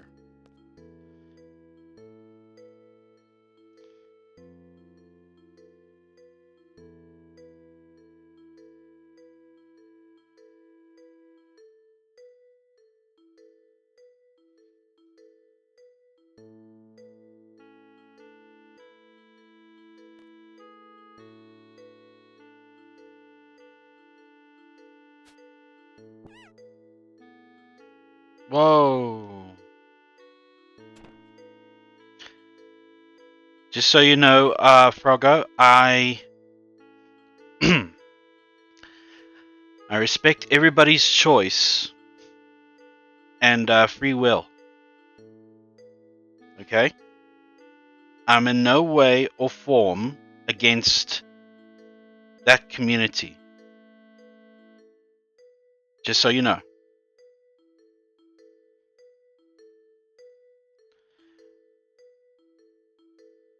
Other than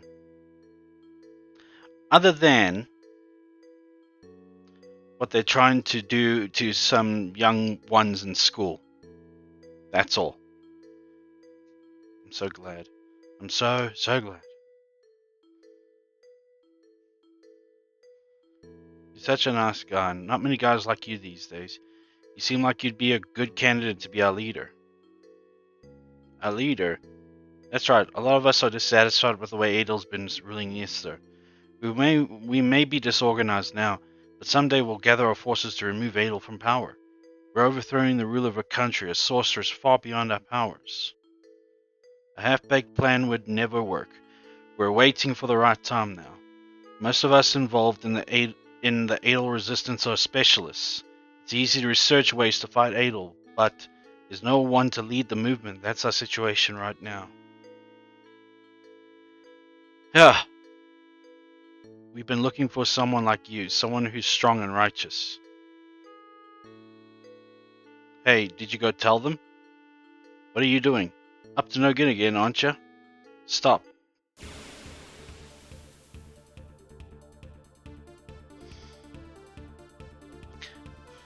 Yeah, and also just recently I've come into understanding what polyamorous means.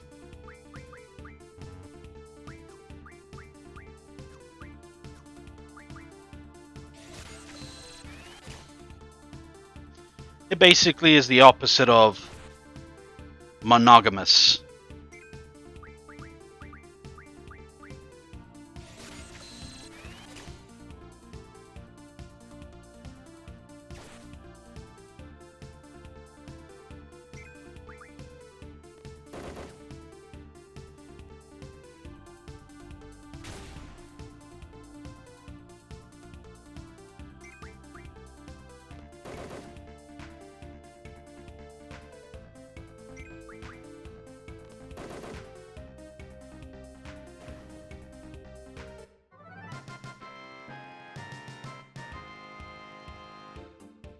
In which, of course, I'm absolutely 100% monogamous. Sorry, but yeah. Some traditions that still hold dear to me. Don't move. Darn it, I did again. Well, too bad. Just get on and go.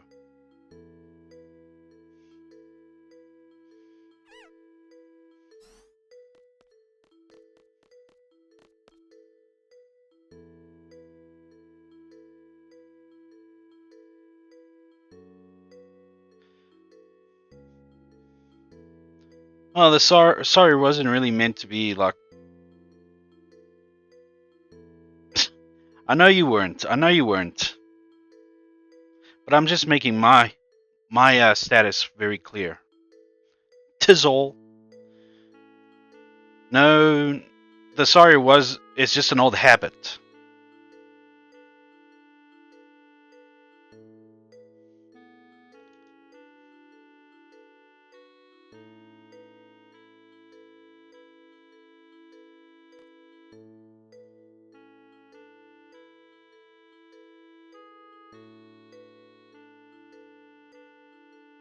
Better check.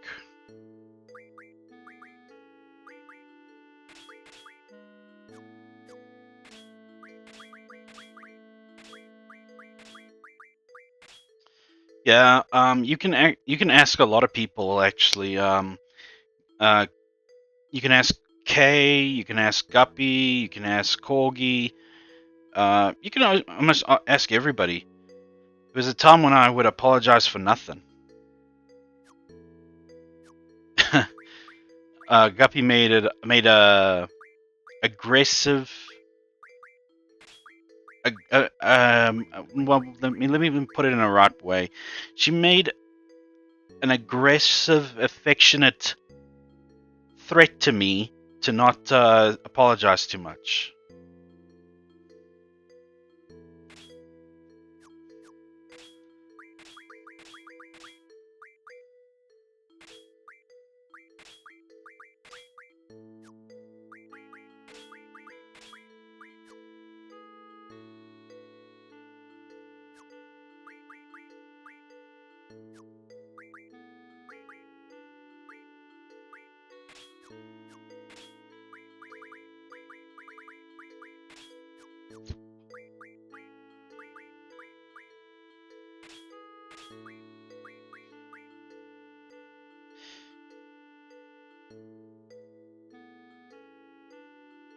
There's ads. Okay.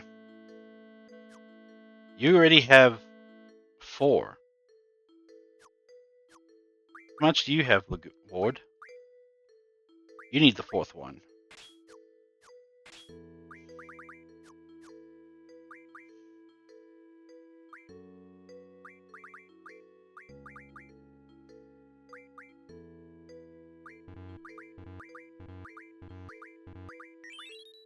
Hmm.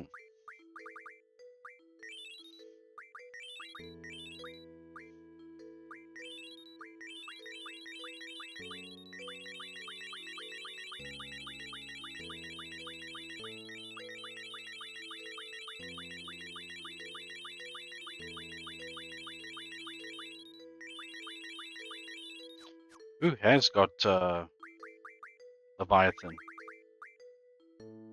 Laguna, so there we go. Welcome back. Yes, I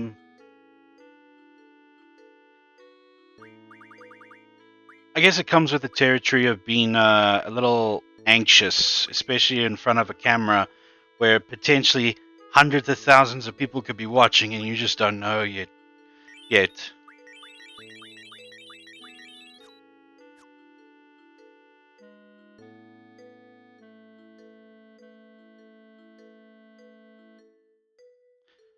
Have I ever been in a relationship? Like, what do you mean? Like, any relationship at all?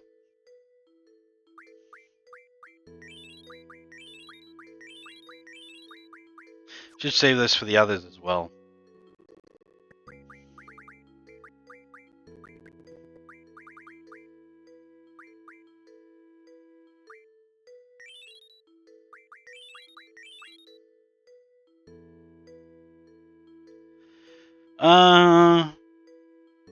Yes.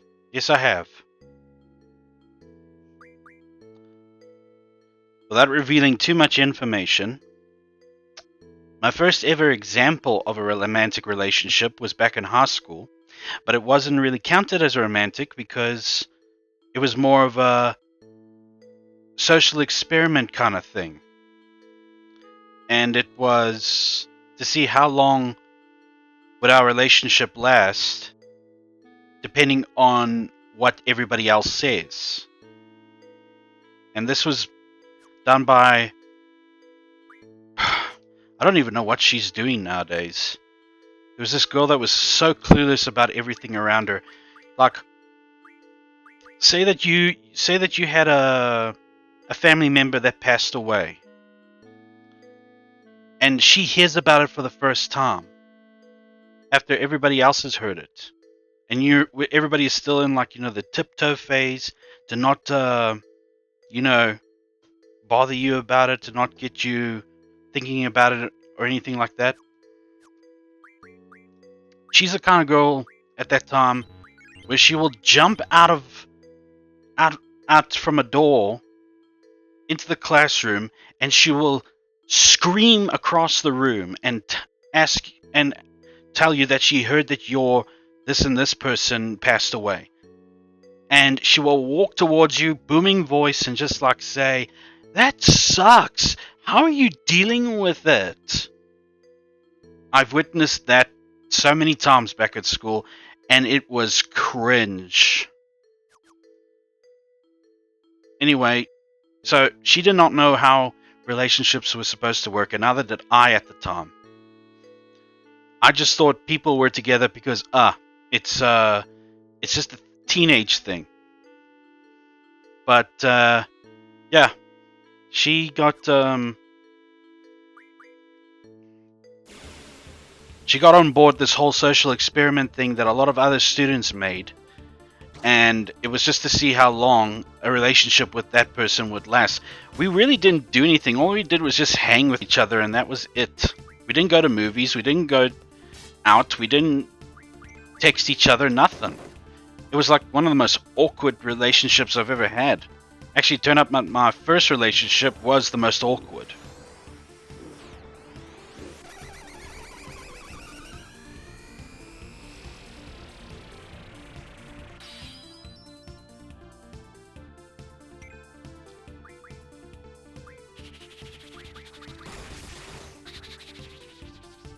So yeah, but yes, I have been in a proper relationships as well. But they didn't last very long. So, so nothing that actually bore fruit. Let's so to say. I've never been in a relationship myself, and well, honestly, I wouldn't say that that you're not missing anything really. I wouldn't say that. There are benefits and there are joys when it comes to being in a relationship with a significant other.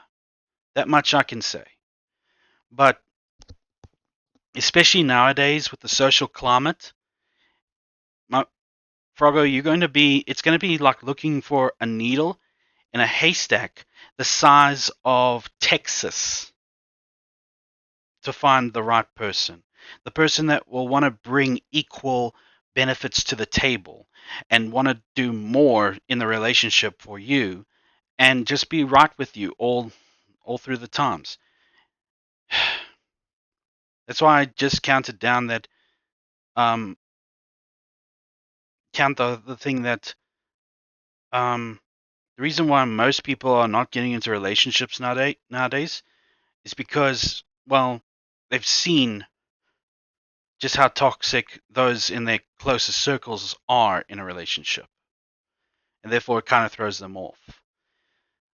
But yeah, but every pot has its kettle, so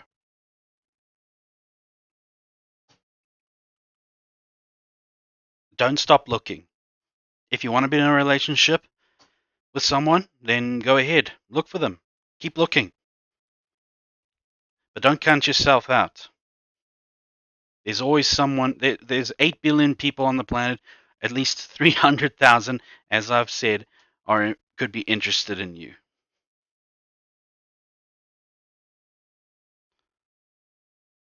Hmm. Guppy's online. But again,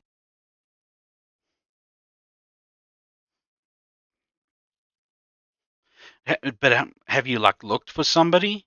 Have you tried to be in a relationship? Have you asked anybody out before? if you don't mind me asking now.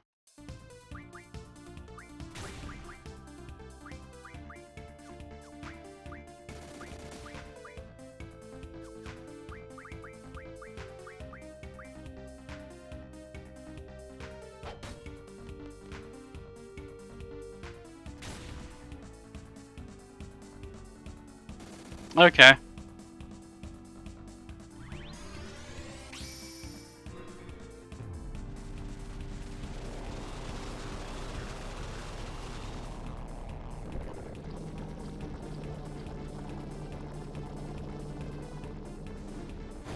Mm.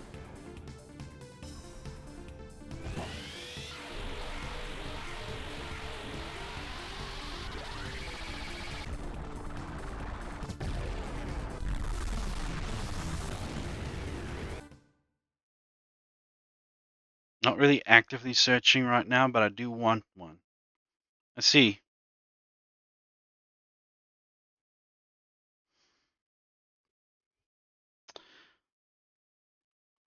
Well,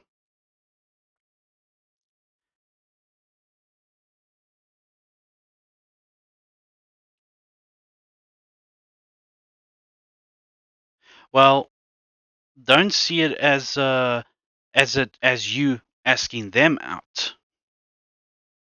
Ask them. Think of it as you asking them if they would like to accompany you to say to get coffee. In my opinion, I think the best icebreaker ever is a trip to the coffee shop with someone. I did it with previous people before. I always invited them to uh, a cup of coffee at my favorite cafe, and this is like before it turns into a relationship where it like first becomes friends, and it always has like worked out for you. Thank you, Guppy. I see that you're streaming now, so enjoy your stream as well. And thank you for the lurk. Anyway, as I was saying, you just offering to get someone a cup of coffee is the best way to, like, find out if it can work between you guys. Because a cup of coffee, as my uncle once told me, is one of the best ways to find out about the basics of some people. Like just knowing where they stand. And it will be at a level where you won't feel so damn anxious because coffee is a great comforter and a great deal icebreaker. So I'd recommend doing that if you are interested in anybody. Just ask for a trip to a coffee shop for them and then see what happens. That's all. But I actually stopped doing that kind of thing around age 25 or something when I realized, nah,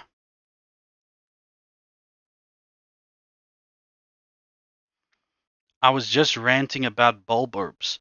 I'm too HD brained to do that. Listen, Frogger, I recently went to Comic Con for the first time in my life. I went to Comic Con, and you wouldn't believe how many people I saw there that were like game enthusiasts, cosplayers, and geeks and nerds of all types, myself included. I'm also a geek and nerd. Uh, how many of them were couples? How many of them had children? How many of them were, you know, completing each other's outfit by being like the female or male equivalent to what the outfit was about? There is somebody out there for you, and they probably will be more interested in Pikmin than I am. Until of course, I play Pikmin myself. Right now, I'm just intrigued of what the mechanics are all about for it now. So I'll definitely give it a watch. Geez, a lot of people liking and loving on Twitter for my live stream. Hmm.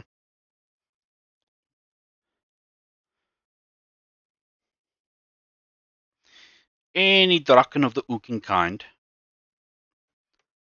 That is just my advice, Frogger. A trip to the coffee shop. That's all. Um, but it's all up to you, really. And don't think that ADHD should be the limitation of you what you can do. I'm a bit. I, Apparently, I'm ADHD as well, but I haven't allowed that to stop me doing what I'm doing now, including taking on drawing. And drawing requires a lot of patience. Something that us ADHDs people are accused of not having much of.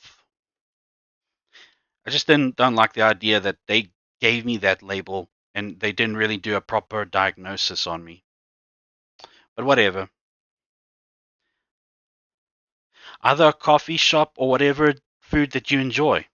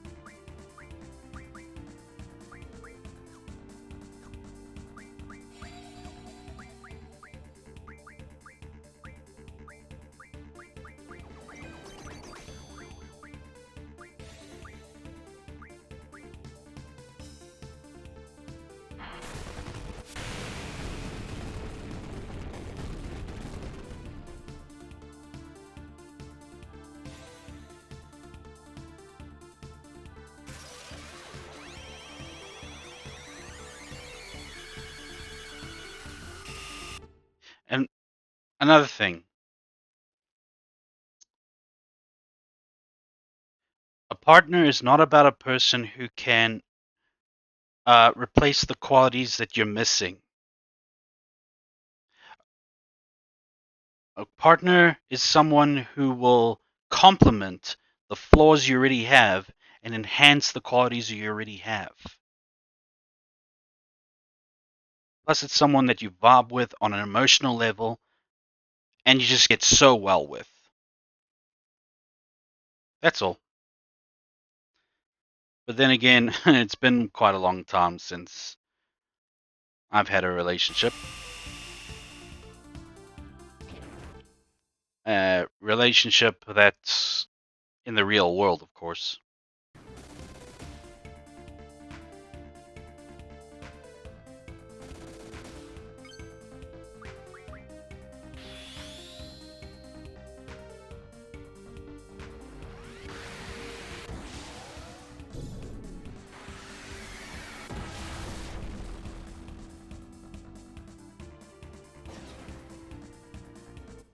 Thank you, Ward.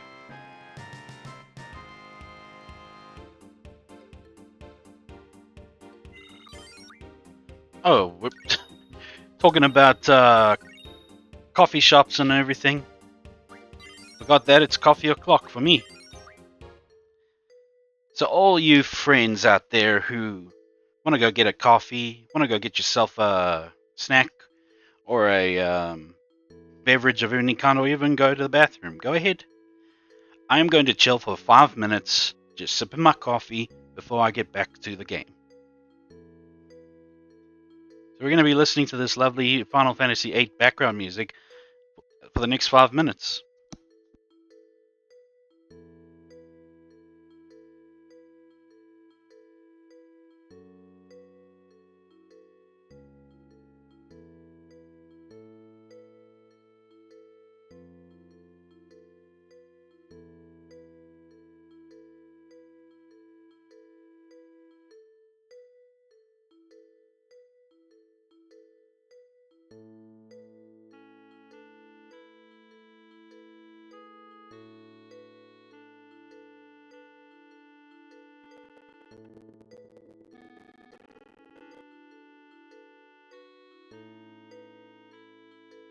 I'm also probably not the best person to get advice from, but yeah.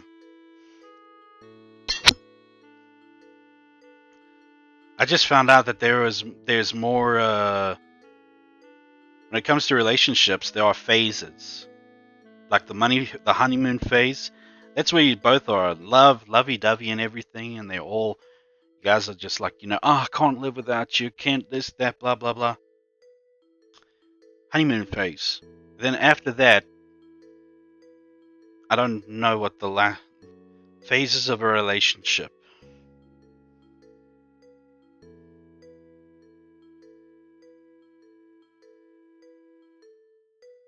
Honeymoon, experimentation, uncertainty, adjustment, commitment, acceptance, power struggle, stability, and co creation.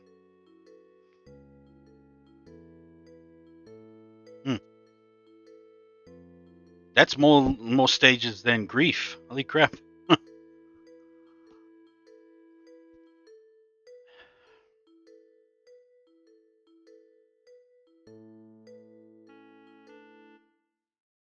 Oops.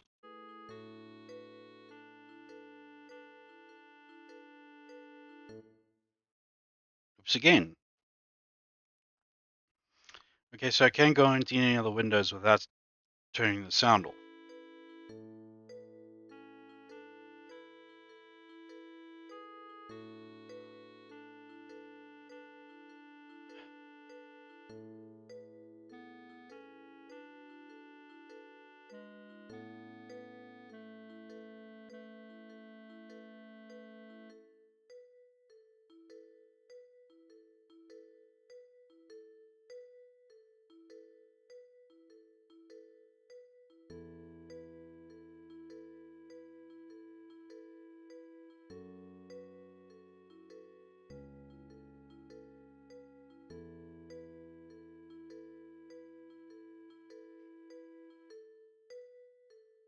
Eventually, I'm gonna start just chatting streams where I'll jump from probably game to game just to show you guys how much I like this game or how much it brings back memories here. And then we'll watch maybe some videos.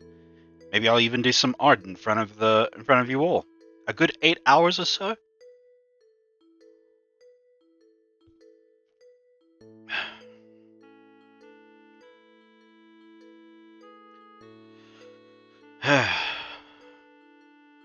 I'm still learning as a streamer.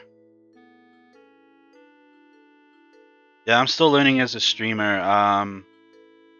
That just because I make a stream of playing games doesn't mean that it doesn't have to always be about the game.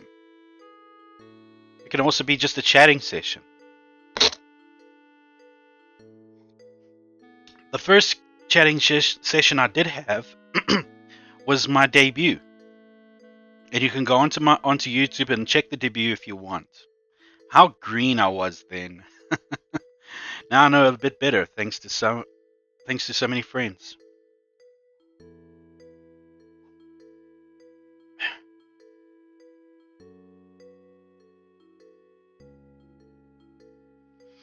Yeah, just a chill session, and we'd probably have like lovely lo-fi synthwave in the background until we watch a video.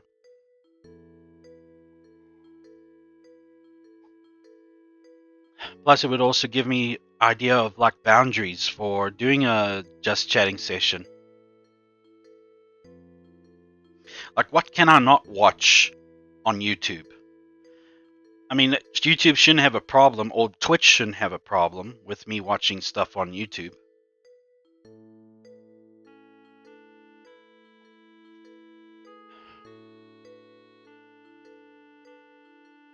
I gotta also try and do like environmental art pieces as well, and eventually design myself my own like little background instead of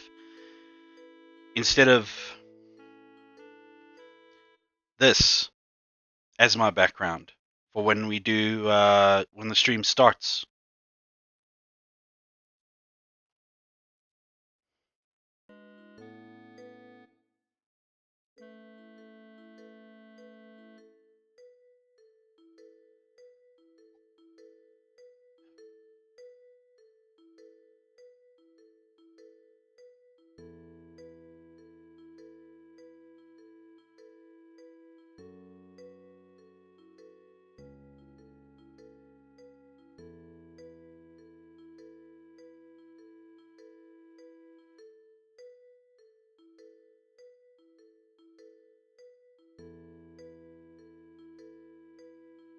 Oh, go ahead.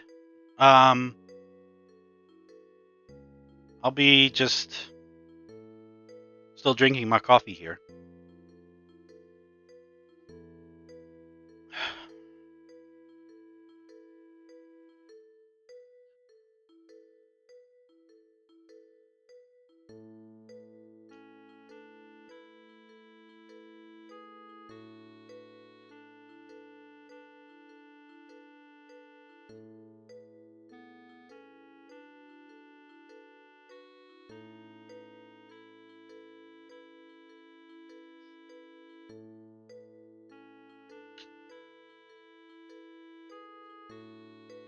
All right, I'm gonna get back to work.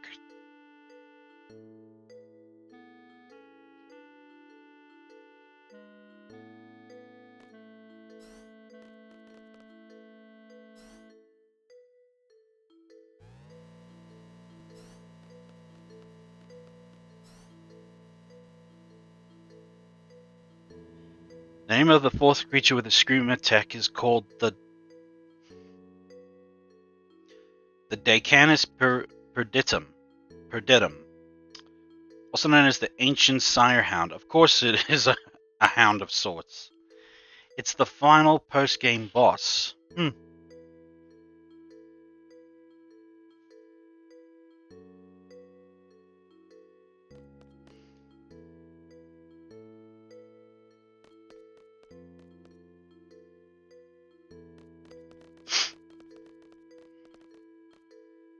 Hey, you waited for me. Stay on your toes, don't get captured again.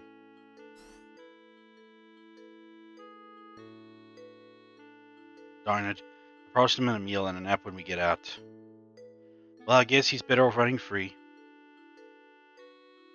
It's okay, he's also an Adel Resistance member. He's Dr. Odine's assistant, and all the hot info about the lab comes from him.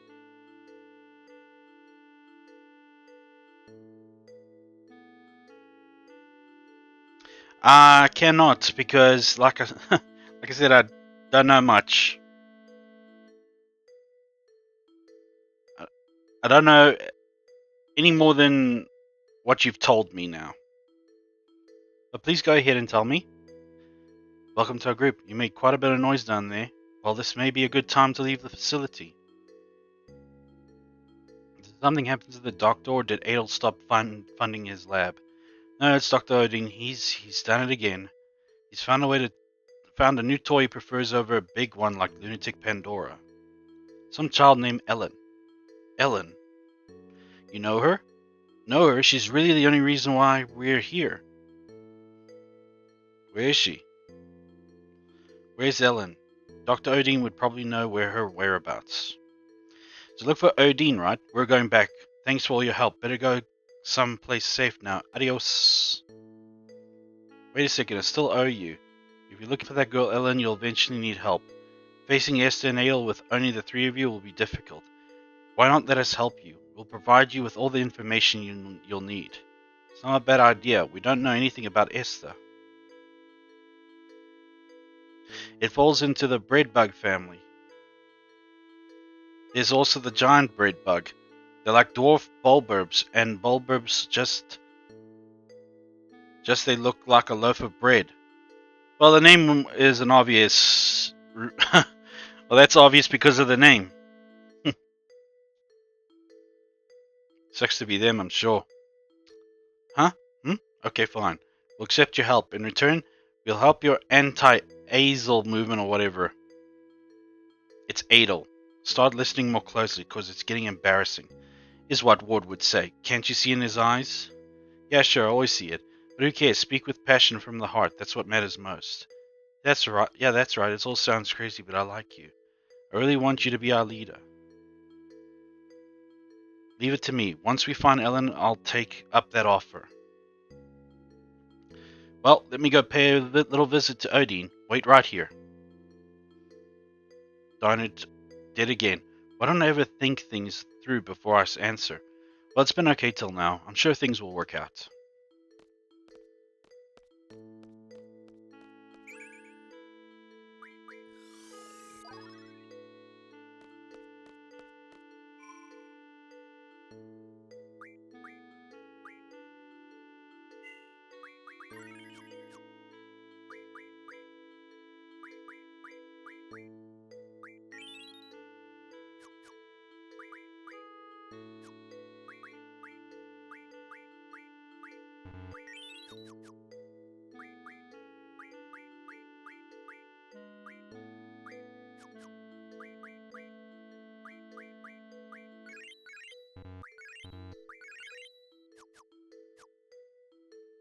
And they don't fall in the grub, dog, or breadbug families. Anyway, they fall into the sporovid family.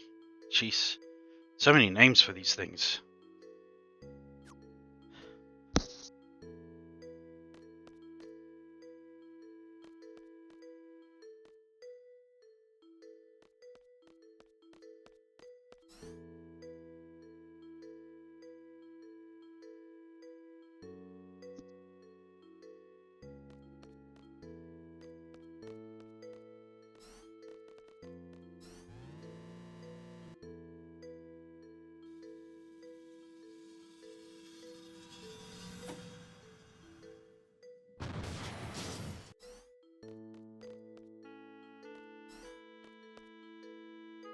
Dr. Odin, where's Ellone?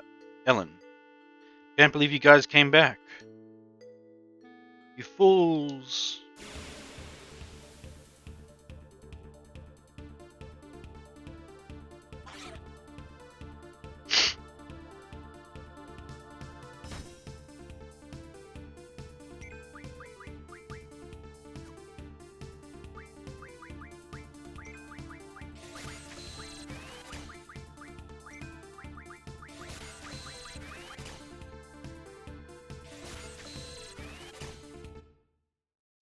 Welcome back.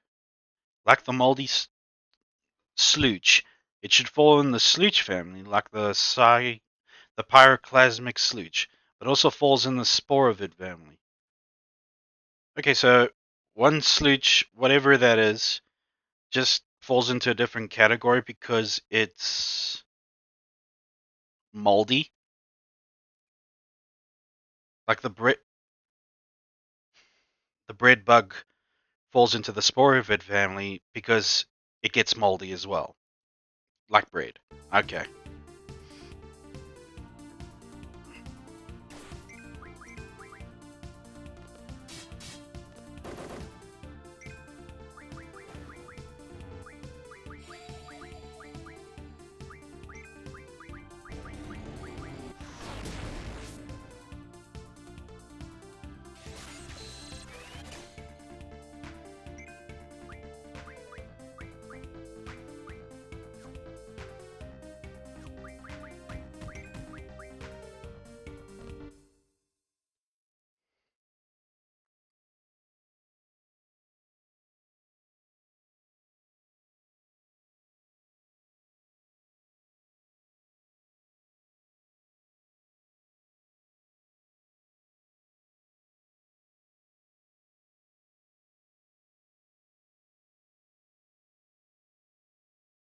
I see.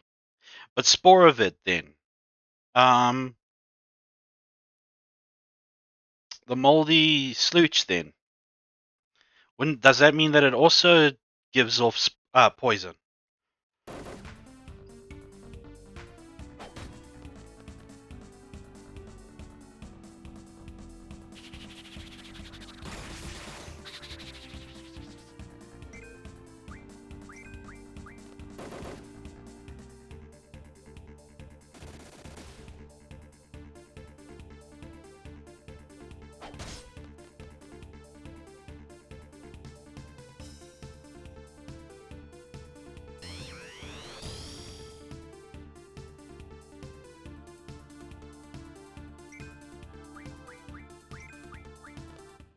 Yep, so you have to use white pigment against them because white pigment are immune to poison.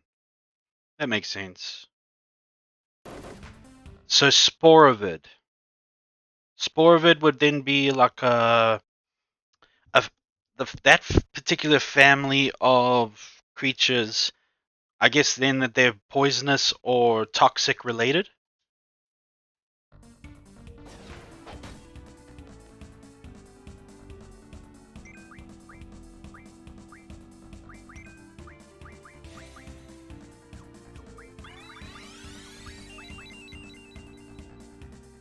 Then that makes sense. I mean, they belong in that family, but I mean, they're still slooches. They still belong in that species, though.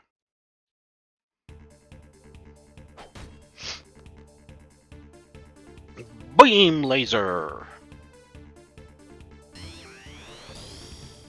Oh, really? We just revive him and you kill him again?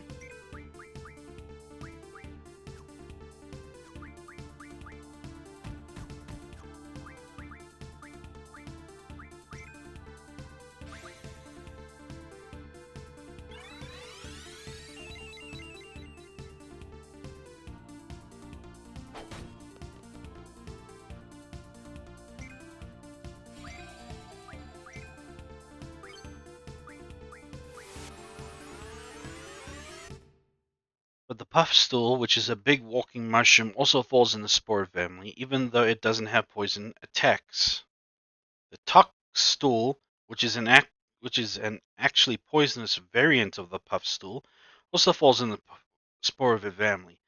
Okay, but then doesn't that mean that the sporovid family is mostly regarding to anything that does relate towards toxic or of like spores being released to ensure, like, at least some measure of poisonous quality?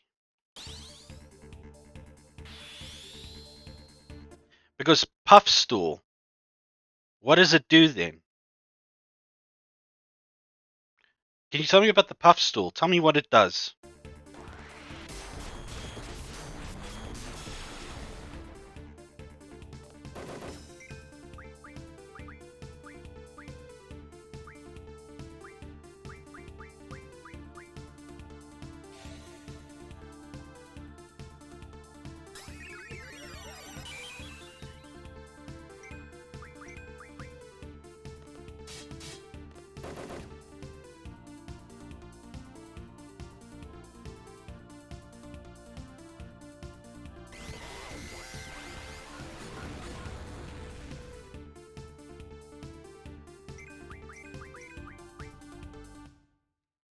But then the groovy long legs should also go in the sporophyte family.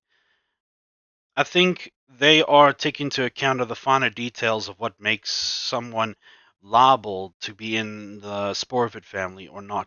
Similar to how people are saying that a tomato, even though it's not neither sweet, sour, or anything, it's more tart than anything else. Yet, it's still classified as a fruit, not a vegetable. The puffstool's body is vulnerable to attacks, but its cap isn't. When you attack at the body, it releases spores that more or less makes your pumpkin dance and stop listening to you and just run around. That still counts as like a contagion, similar to poison.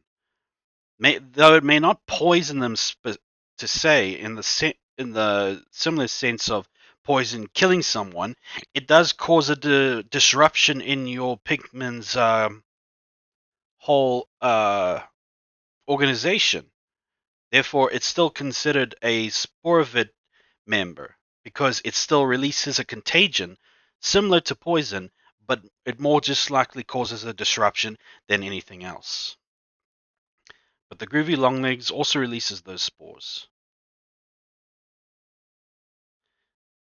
The groovy longlegs falls in the arachno orb family. Well, there you go, groovy longlegs. It's yes, but it's a spider basically. Whereas the puff stool and such is there's a difference between a fungi that releases spores and a creature that releases something similar to spores, but it doesn't mean that it's also spores. There's a species of spider that rubs its thorax that has like little hairs. Now these hairs you could also count them as spores, but they're little hairs that cause irritation to the skin or eyes of anybody that's around. Though it's not poisonous, these little hairs they do cause a disruption, so it's still considered. So those are just considered like a self defense mechanism. Same as the puff stool, but the puff stool is still considered a fungi or a mushroom in some sense. I'm just putting us into regular category of what is and what is not. It could be different.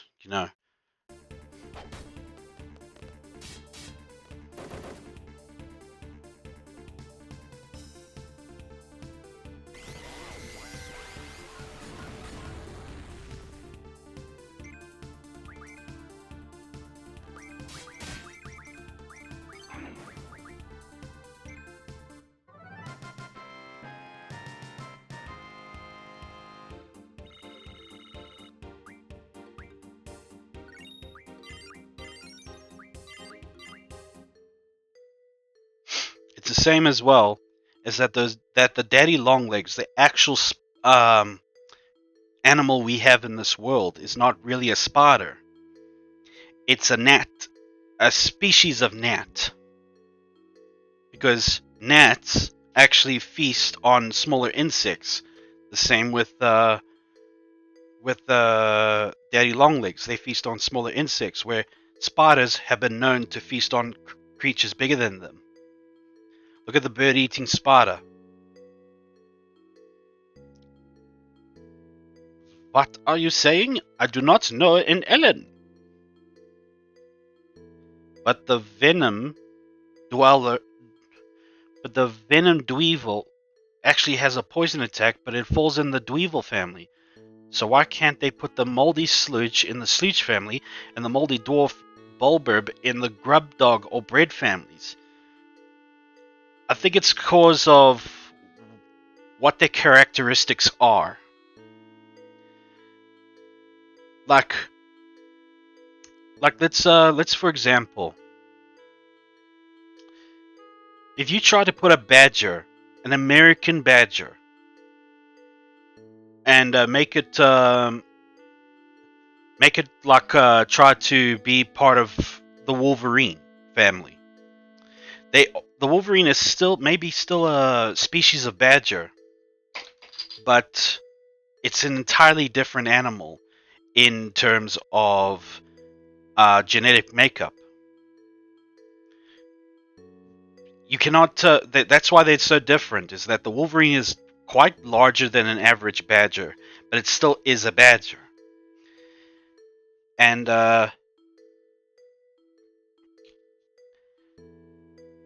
let's see as well. Another good example. Trying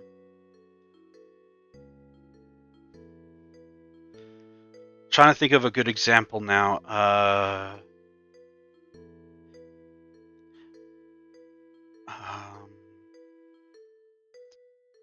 It's like not all snakes are the same. There are ones that are venomous, ones that are constrictive, and ones that are non-venomous but still are dangerous.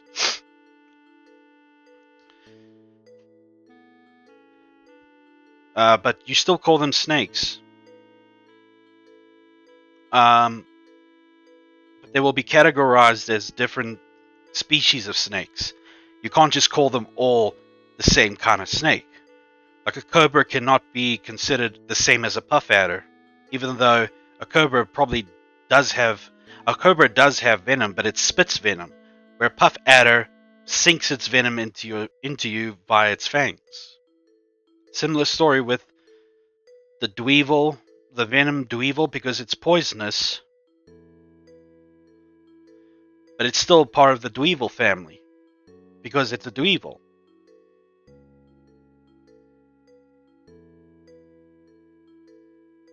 As for the grub dog and bread bug families, well, I have to go into much more research and depth in them to actually find out myself why they can't be categorized in similar families that seem to make more sense. I'm sure Nintendo has their reasons for putting them in such categories. Yeah, this slooch is still a slooch. I really don't know. Now I'm second guessing myself here.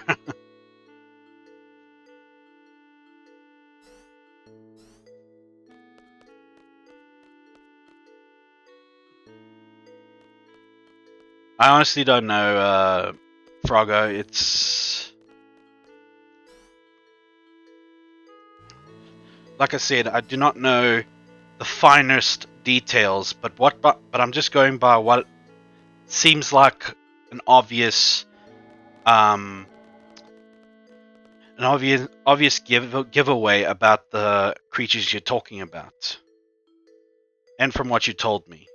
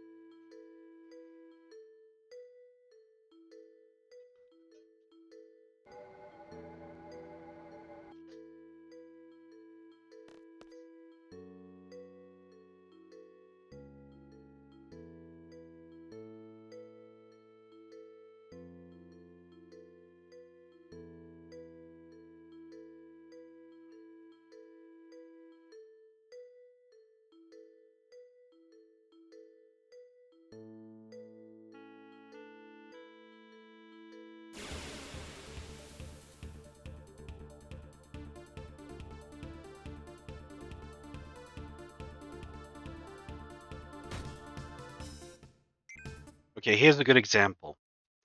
Fire ants are still ants, but they'll still attack other species of ants. The same as um,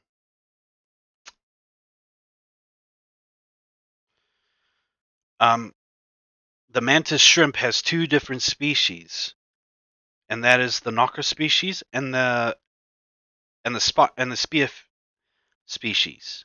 The knocker species are the ones that smack you a bunch until they're satisfied that you are tender enough to eat, while the spear species are ones that will shoot a literal spear from their body into you to uh, impale you and then eat you to their leisure. Similar species, but different variants. Unfortunately, Nintendo wanted to be so nitpicky about who goes where. Yeah.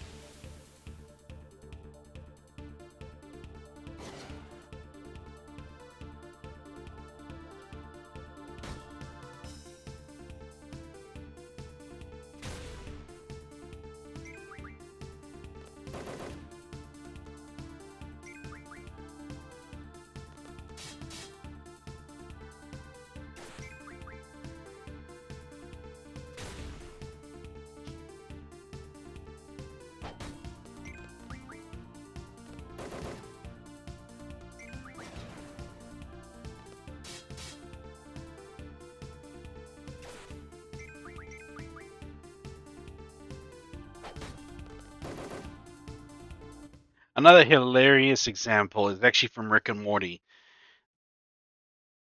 The one episode when Unity was taking over an entire planet,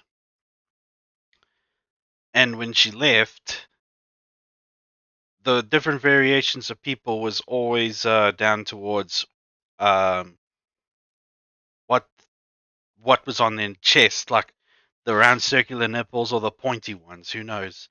But yeah, another. It's a stupid example, but it's a funny one.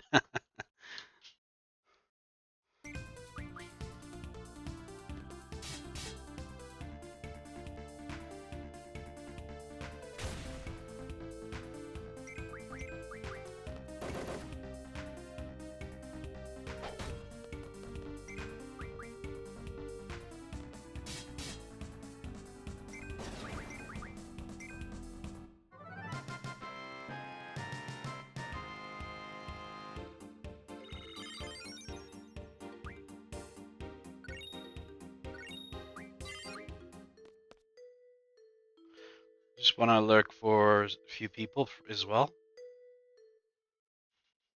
People are doing me the courtesy of lurking, while I don't do the same out of the question. Let's see. Looks like only Guppy's online. And Hanako, not close enough to. No, no, no. I'll do her as well. I'll lurk for her.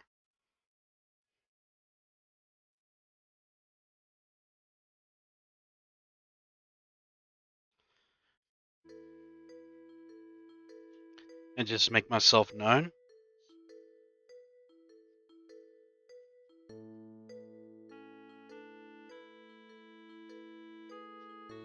Oh, what now?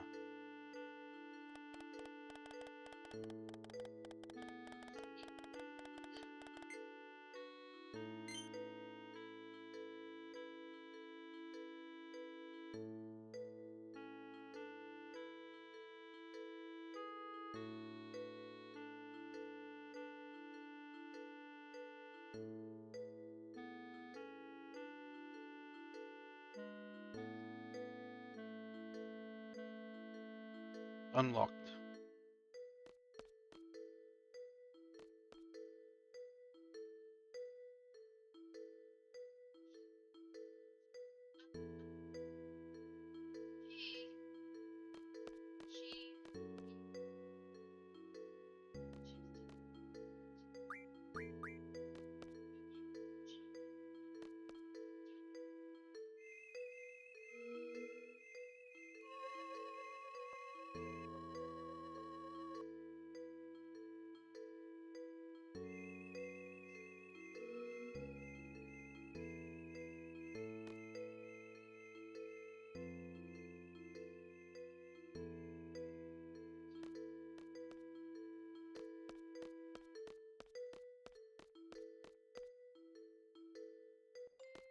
Ellen.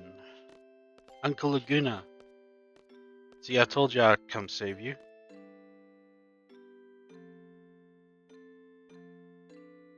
Sorry I'm a little late, but yeah.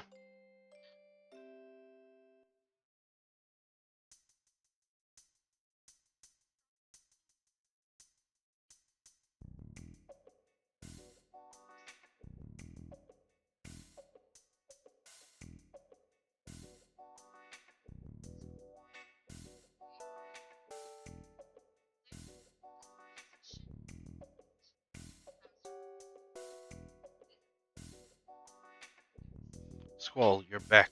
Fine. Something's coming.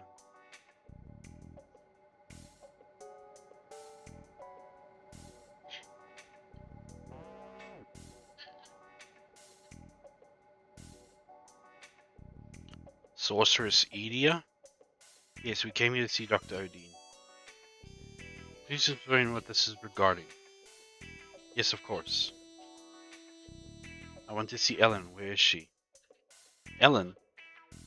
Squall, calm down. Trust me. Let me handle this. Please come with us.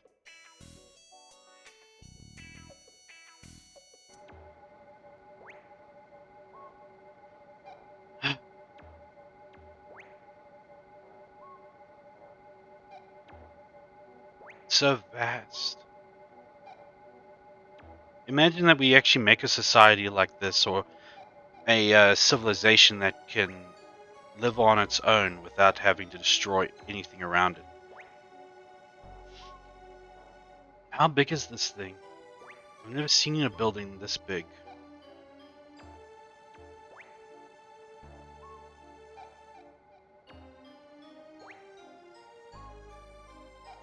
Well,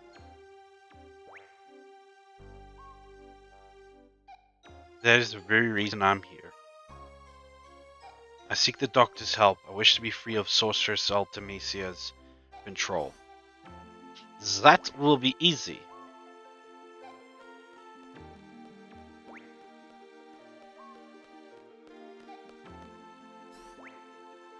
Okay, I'm all ears, or all eyes at this point. We just exorcise the sorceress. There is nothing Odin cannot do. I have everything in your... I leave everything in your hands. So you want to see Ellen?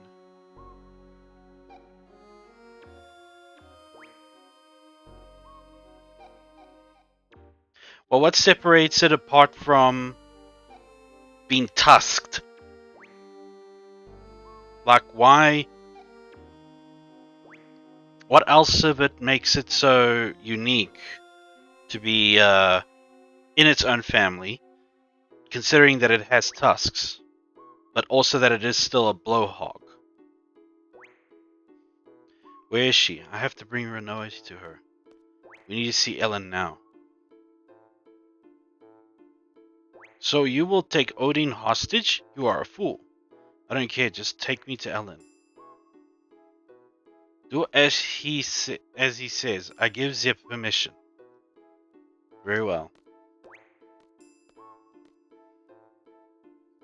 But under one condition, you must let me observe this girl. Well, we would need time to prepare before we take you to Ellone. So you will leave the girl with us until then? Accept their offer, Squall. You better not do anything to Rinoa. Perhaps the tusks are the only thing that really gives it the right to make put it in its own family. Because get this, maybe the tusks represents something. Say, for example, that another subspecies of the tusk blowhog were to come into play. The tusks could be more outward, that they could be more inward, they could be facing up or down. Yeah, it can charge, the other blowhogs can't. But if that makes it get its own family, why don't the puffy blowhog and icy blowhog not in their own family when they can fly? Well, what about the weight then? Are they the same weight as the rest of their family? Like, considering the tusk blowhog, I'm assuming since it can charge and such, it's a lot heavier. We'll take the girl there. There's nothing to worry about. Just head to Lunar Gate.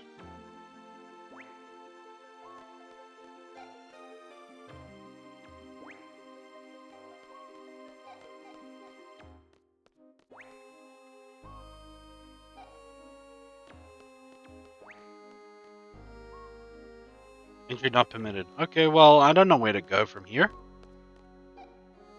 It's been so long since I played this.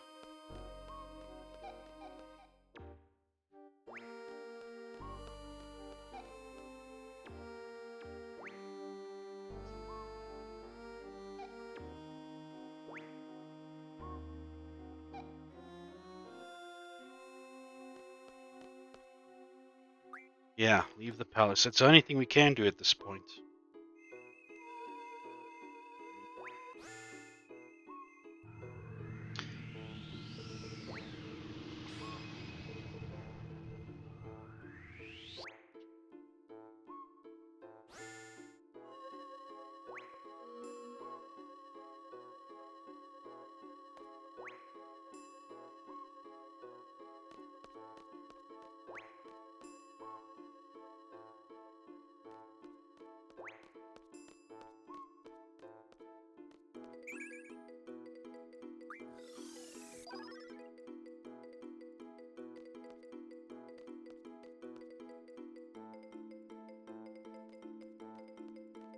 I don't even know where I'm going.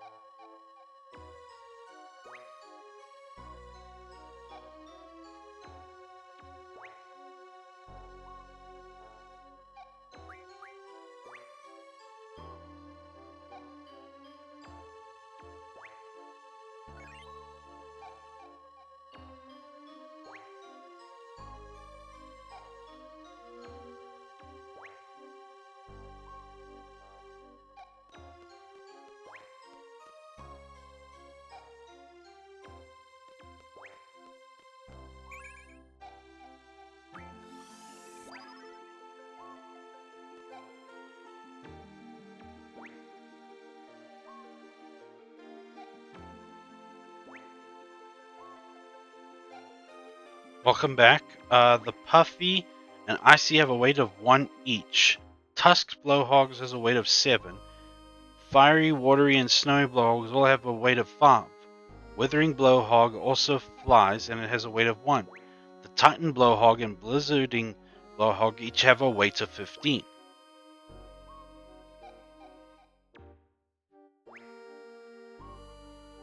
Hi Noxie, and thank you for the lurk.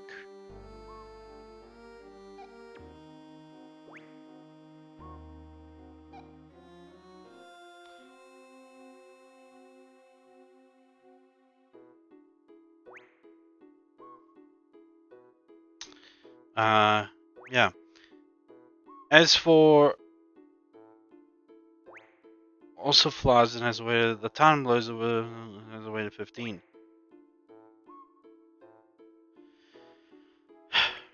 Honestly, I have no real clue why the tusked blowhog could have its own, be in its own family when it is simply just a blowhog with tusks and it can charge. Maybe they're being nitpicky about what really makes it so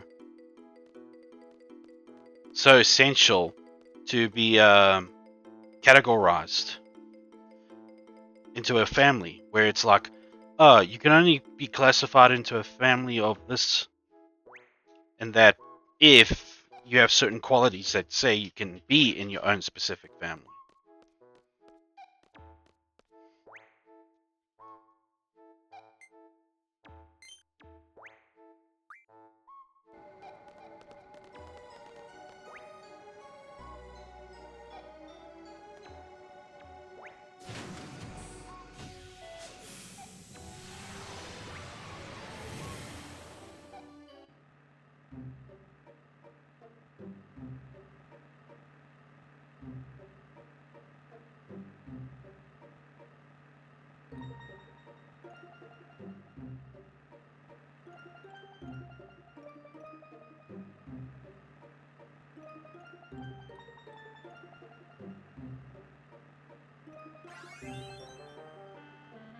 Also, a little context for people who want to know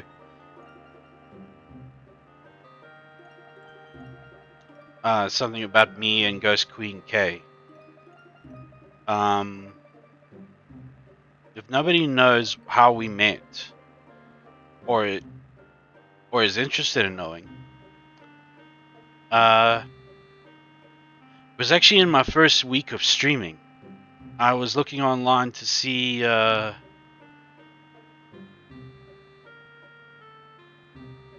who I can possibly make friends. Then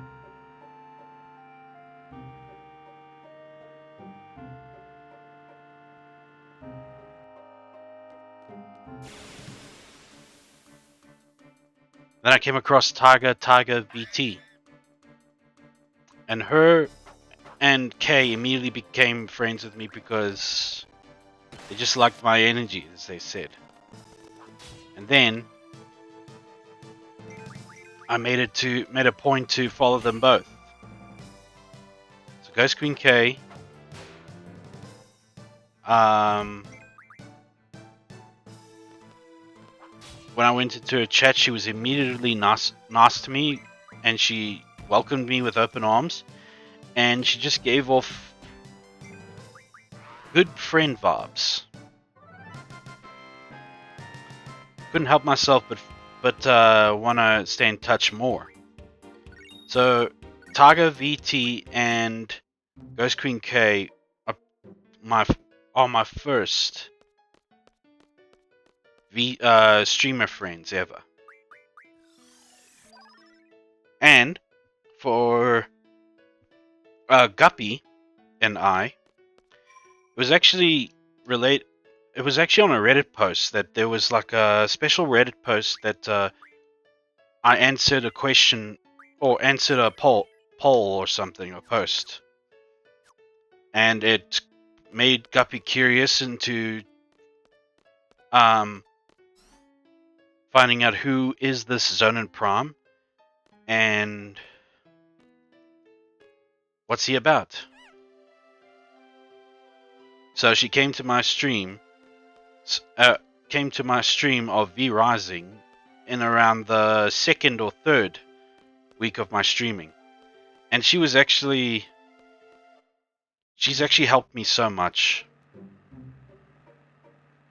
This might be old news, but Guppy loves to help people so much, and when I even mentioned of paying her back for her kindness, she immediately declined, saying that there's no such thing as take-backsies, no paybacksies between friends. And, while that's nice of her and all, I just can't accept that.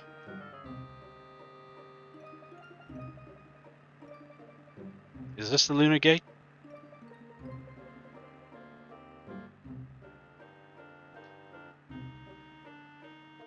She's also taught me so much about streaming and what it entails, as well as how to expose myself. Hence why almost every stream now, every stream, I'll be doing some raids. So yeah, and if you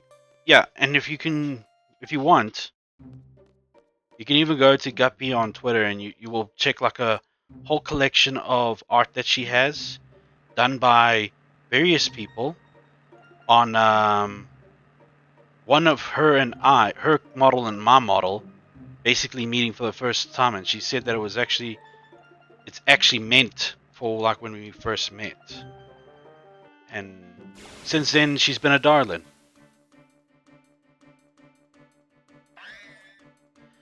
Now, with her help in helping me reach affiliate, I now want to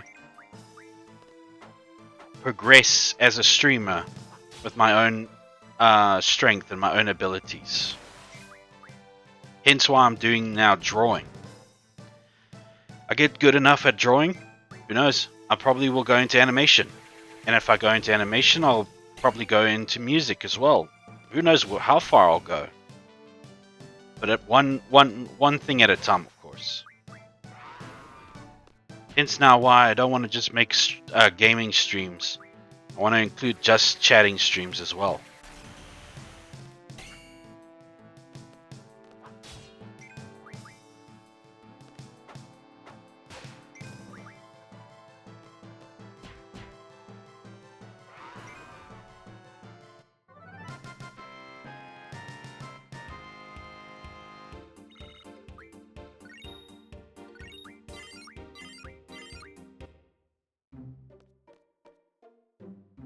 Actually, now would be a good opportunity to try and get a red fang.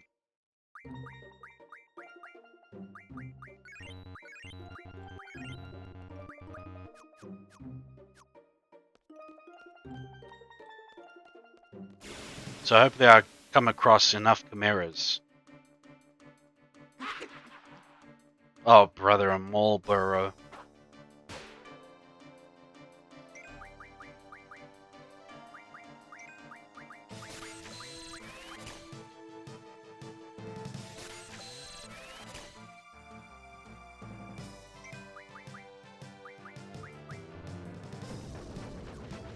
Skull, what's your problem? Why do you have no space for anything?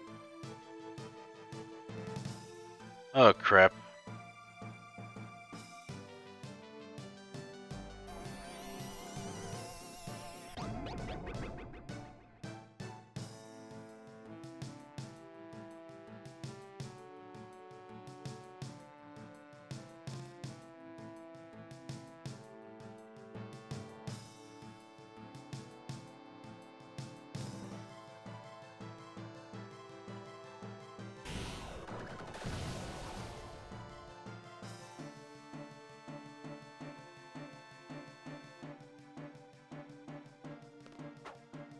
Thank you, Prago, for the lurk.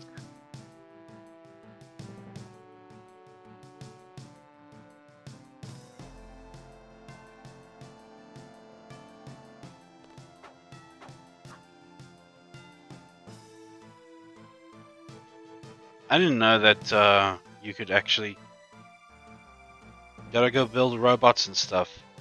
Alright. Check you later, Frogger. And enjoy. I didn't know yet you could take down buildings in Battlefield.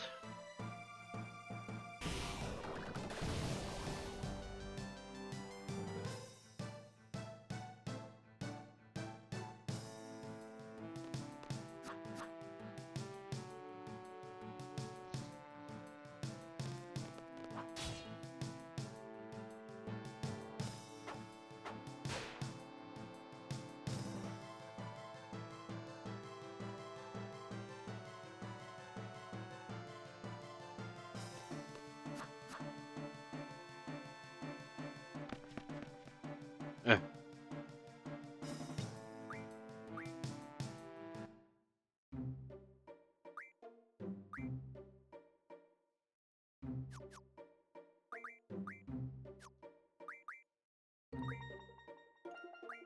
Do you have any tent? Fire breath?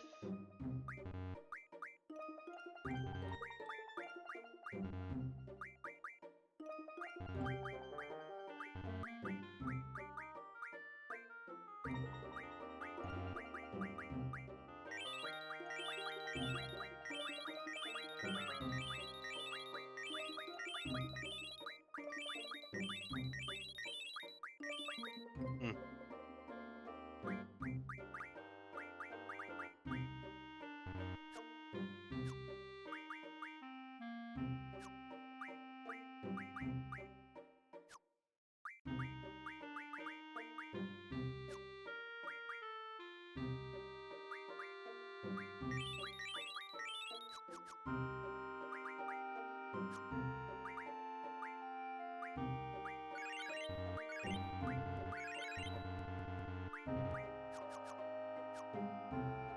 Yeah, everybody wants to lurk, but nobody wants to talk. But then again, Frogger has kept me company since the stream started. So bravo to you, Frogger.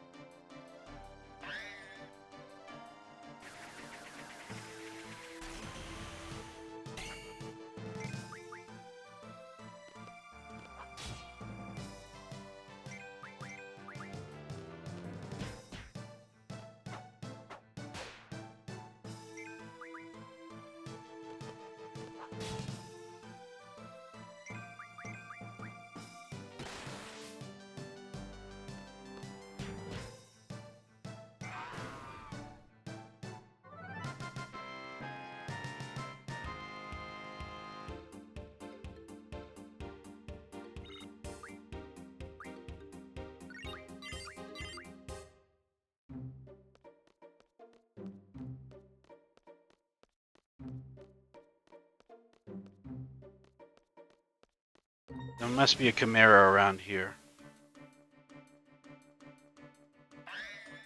Instead of just these mesmerizers, or whatever they're called.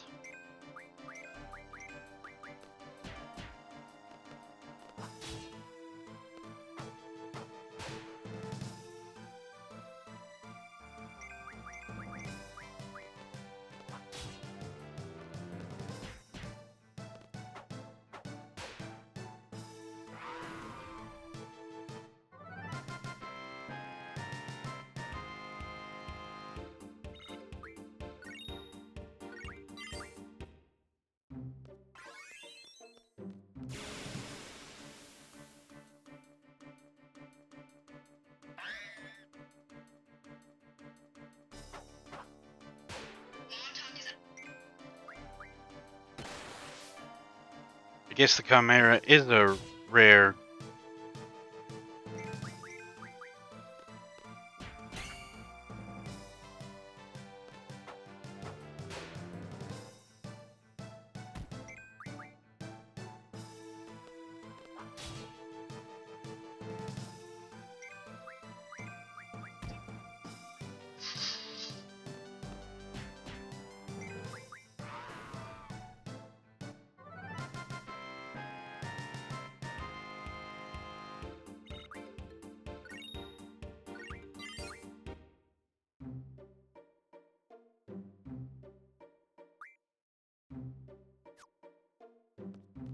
It's still good.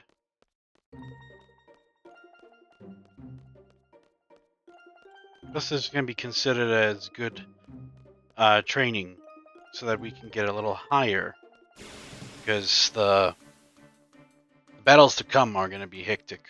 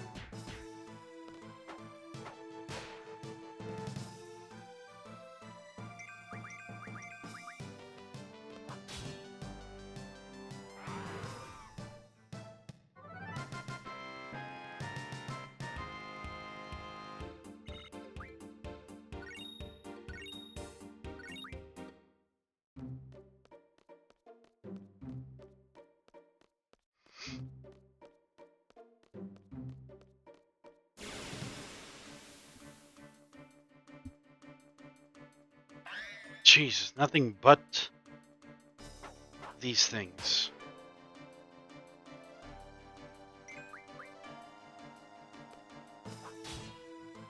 Let me look to see where I can find chimeras. Because I remember they were on. You can find them here in Final Fantasy VIII.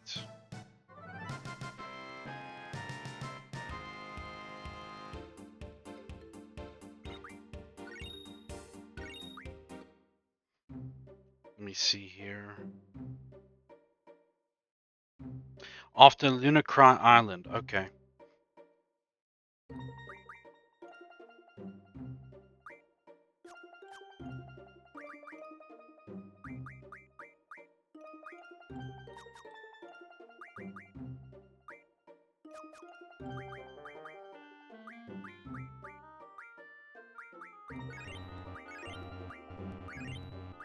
In the new Animaniacs show, that Norita, whatever her name is, the new boss of Warner Brothers Pictures Studios. That woman is the most real person I've seen in the entire show.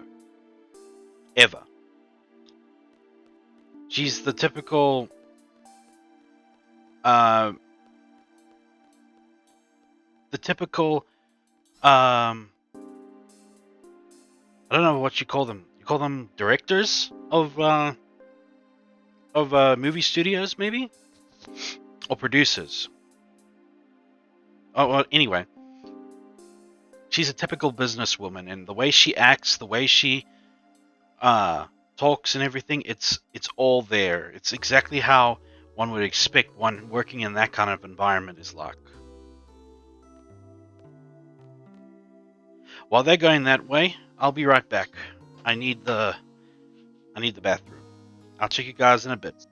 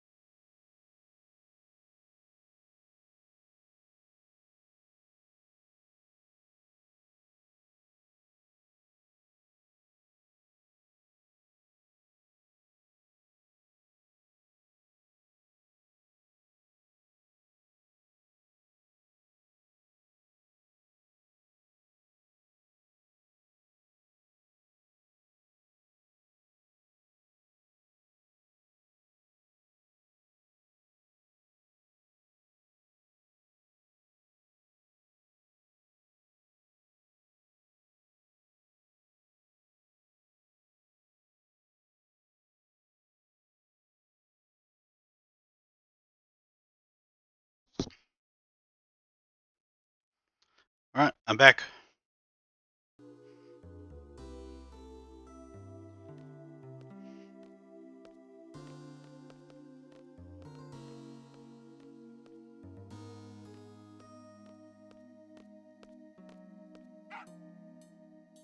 Rinoa. Angela.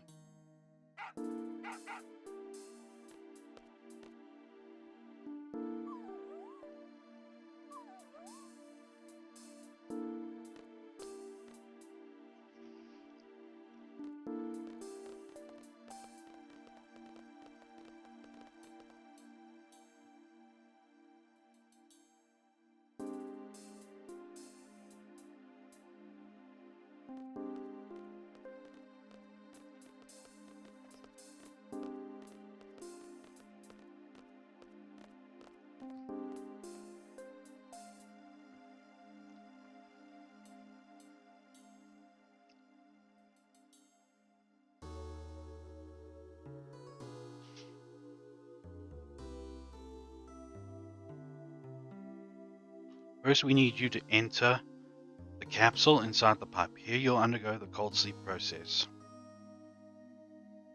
A certain app isn't open for me to see. There we go. Once the process is complete, your capsule will automatically be loaded into the booster. After that, we launch. You should be there by the time you wake up. Leave the rest of the staff once you get there. Well, that's about it in a nutshell.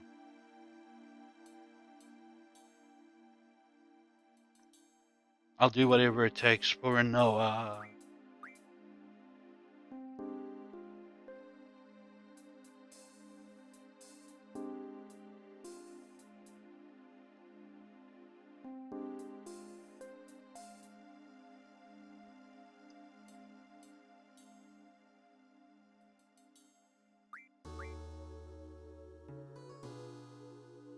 Oh, yay.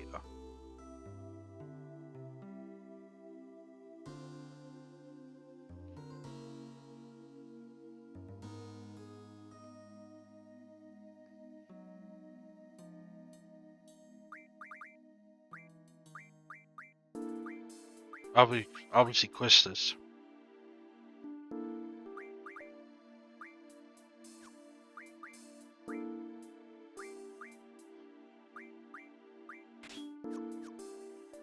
I'll just, yeah.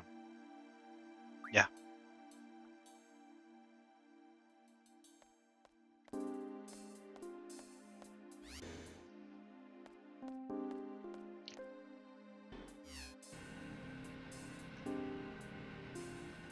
Now my turn.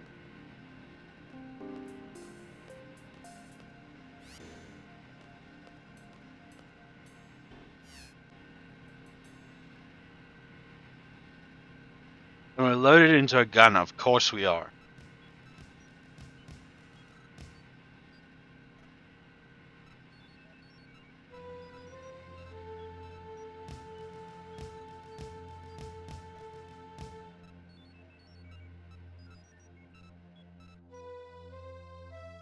Like the Margon from Final Fantasy Unlimited.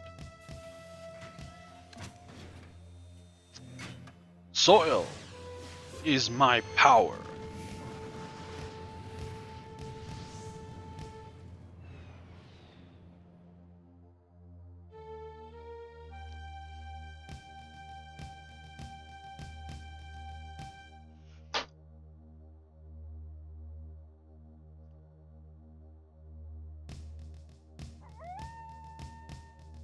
I gotta be these guys, right?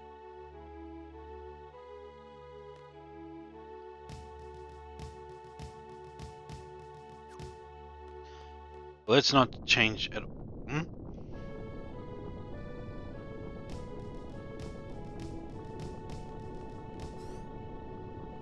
It's Lunatic Pandora. Yeah, it is.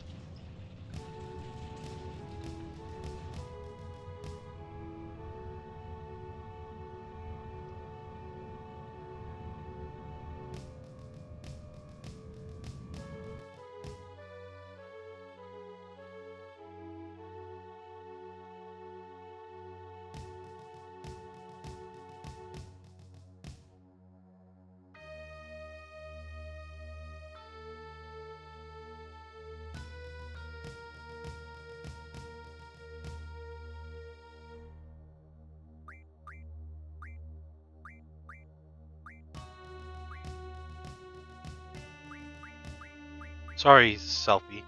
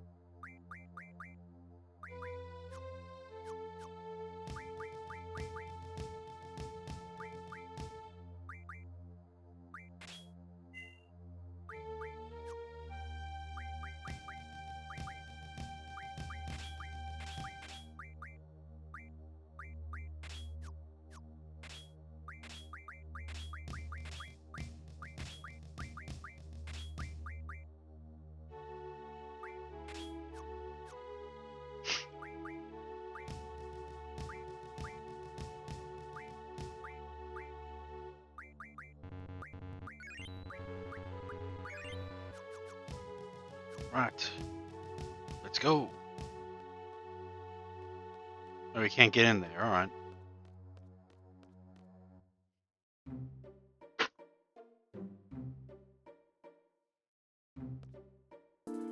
Man.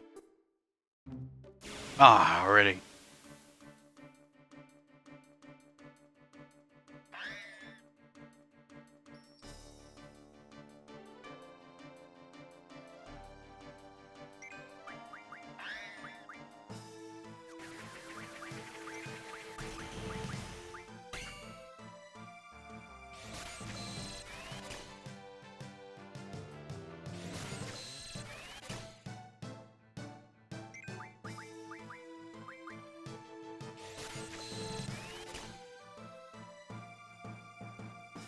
Yeah, I think this will maybe be a small stream.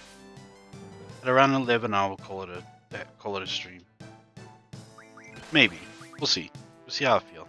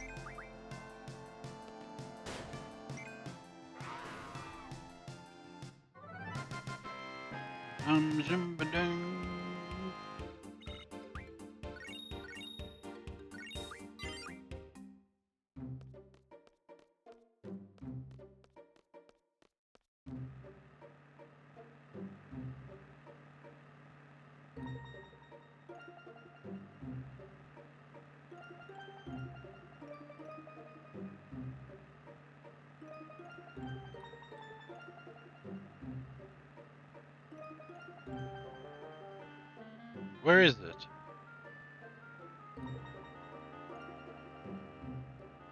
Did I lose? Am I lost already? No, it's over that way.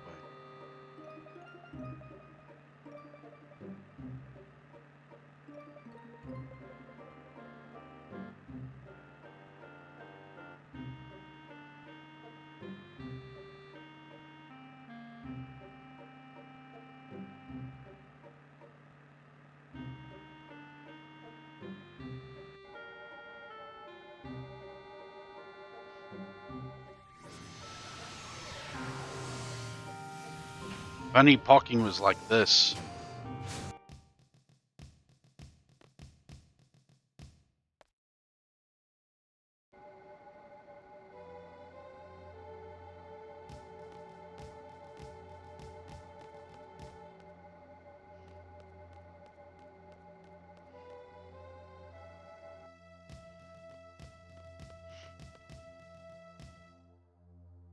To Odine's laboratory.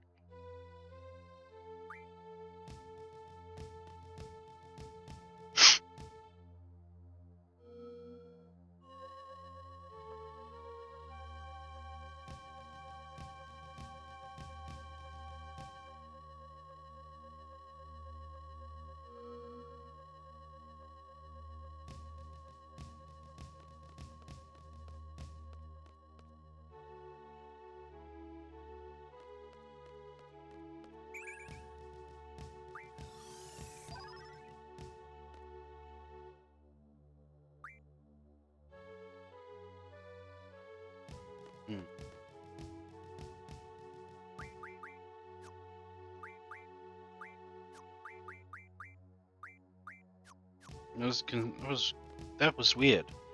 She's got draw. Why can't she take quake?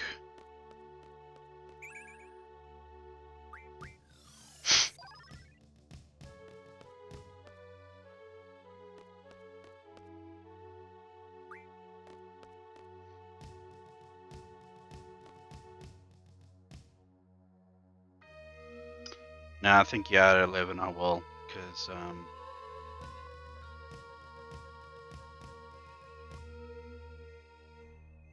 just want to take it easy tonight. So in 28 minutes, why is Lunatic Bandori here now? Who is moving that thing? Galbarians, sir. They're the ones that salvaged it. We must sound the alert in the city now. It will not attack us. This city is not the target. I hope so. I hope you're right. But Tears Point,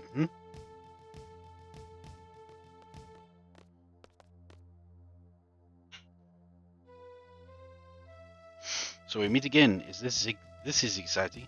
What's so exciting about this? This and that about Galbidia and all. It's been a long time since I last saw Lunatic Pandora. That lunatic whatever, that big thing, what the hell is that? What the hell is going on? Oh, you want to hear my story? That is nice. I would be happy to tell you. I've been investigating the Pandora since it was excavated. So we serviced it, and investigated. I don't care about that. What do you want? What's gonna happen? What do we do now? That is what I'm about to. The enemy's coming, right? And there's no time. We'll do something about it. Just tell us what to do. Make it short. Short there. Are you sure about that? That is too bad. Yes, this could be very bad. You want to go inside to stop it? Then look at this.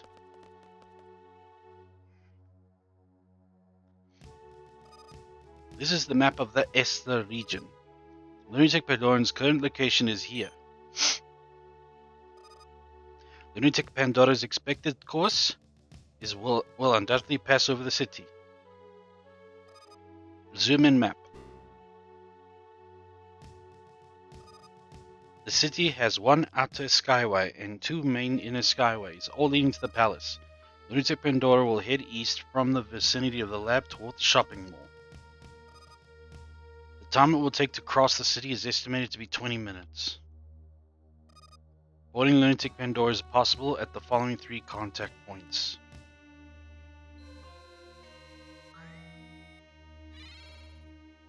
The first contact point is at the center of the city. It will arrive there 5 to 8 minutes after it enters the city. This is equivalent to 15 to 12 left on your timer. The second contact point is unknown. We believe it where the two skyways cross. Lunatic Pandora will arrive there 10 to 15 minutes after it enters the city. That is equivalent to 10 to 5 left on your timer. The third contact point is north of the shopping mall. It will arrive there 17 minutes after it enters the city. That is equivalent to 3 to 0 left on your timer. End of briefing. That is how it goes. I'll give you a look at it with B3. So the problem is... Alright, we gotta get going. I want to talk some more.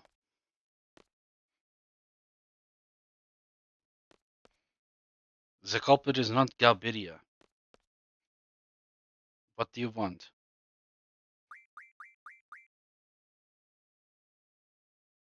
Okay.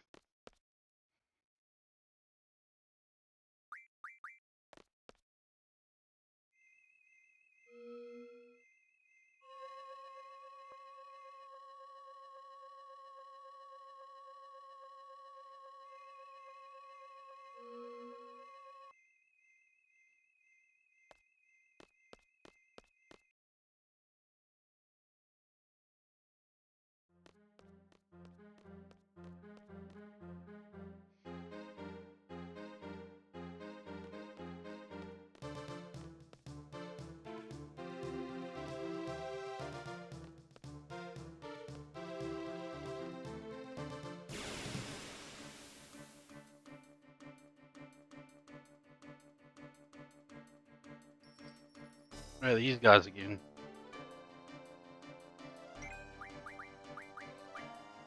You think they'd have learned their lesson by now?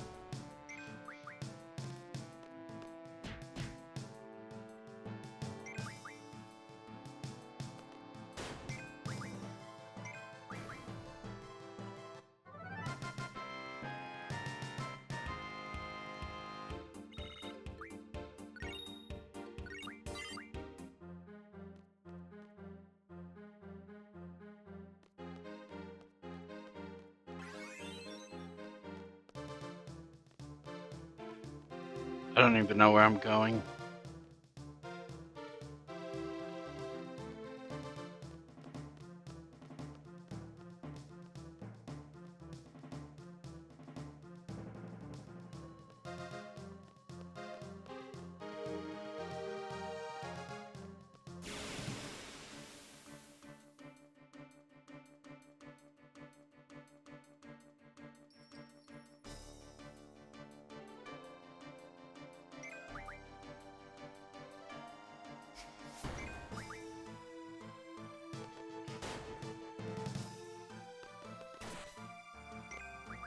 Still weaklings. Need to go back to basic training, friend.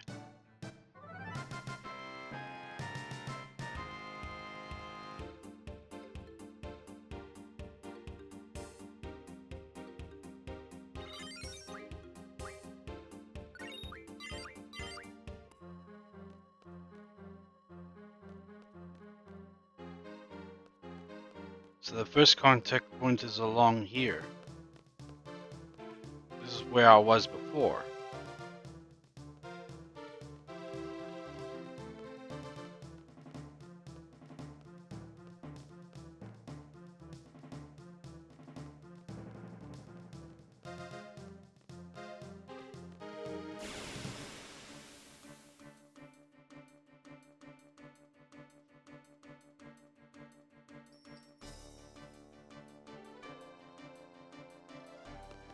Don't have time for this.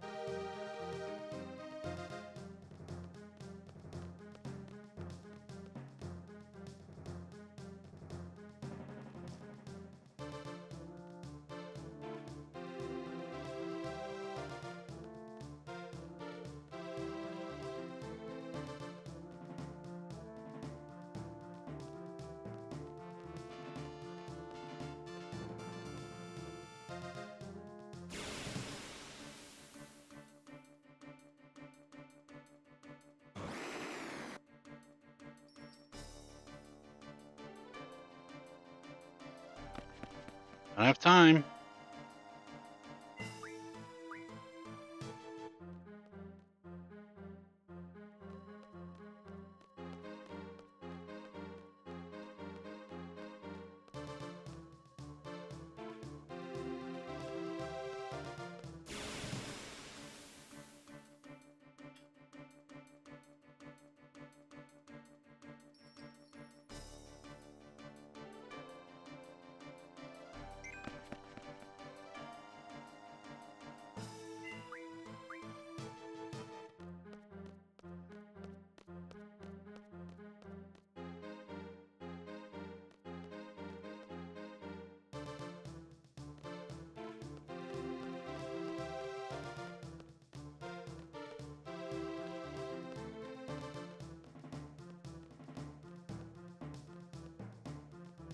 Damn it.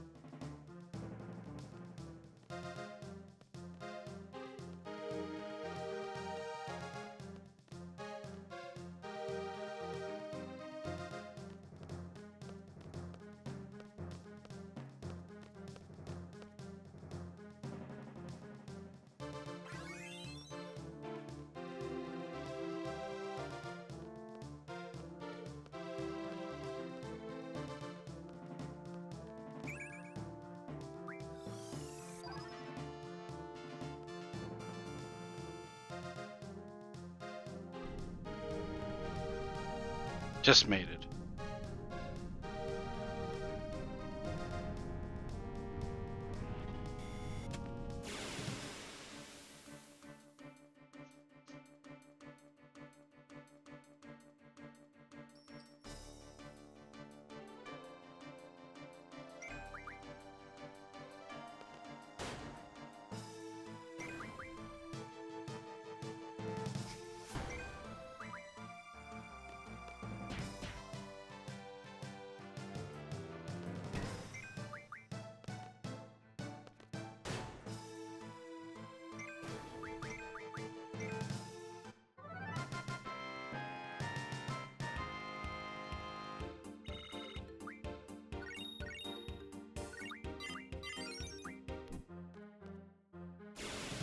The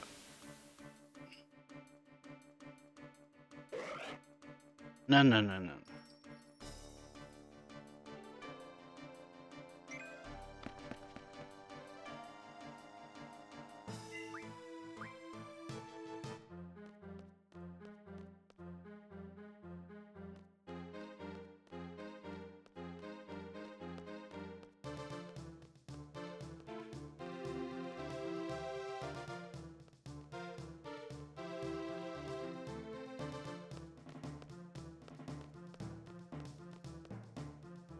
So right here.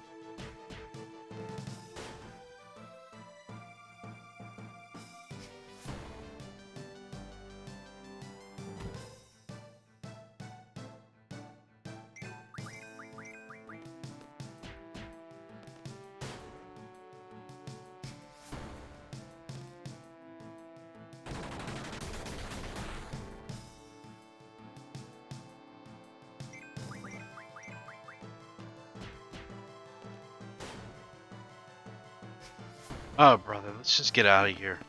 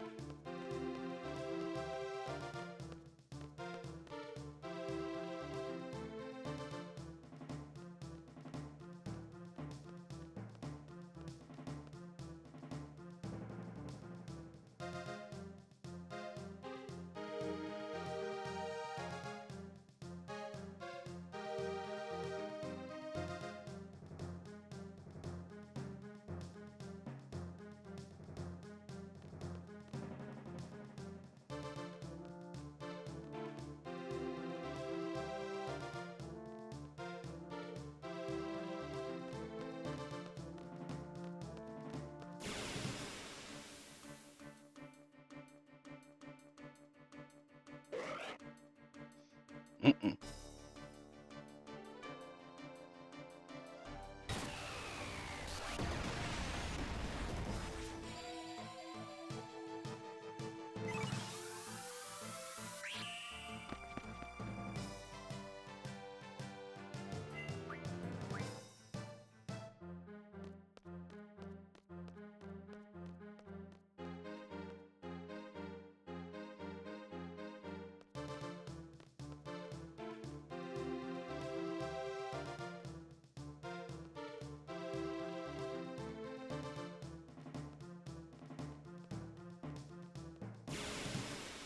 Ugh, these controls.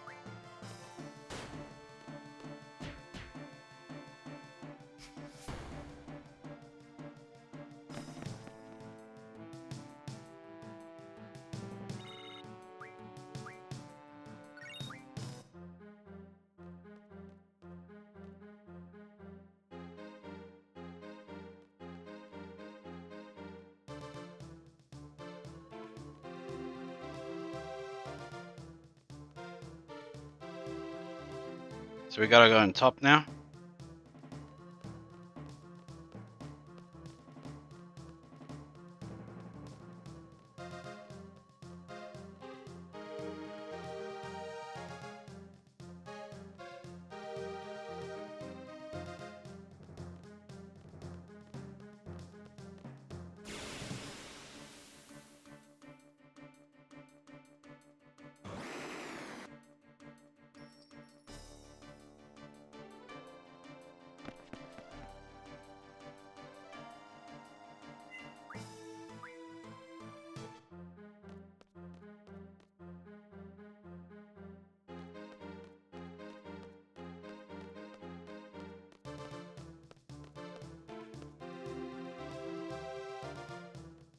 I don't understand. Oh wait. Now I just need to follow this red line. Oh, this green line then.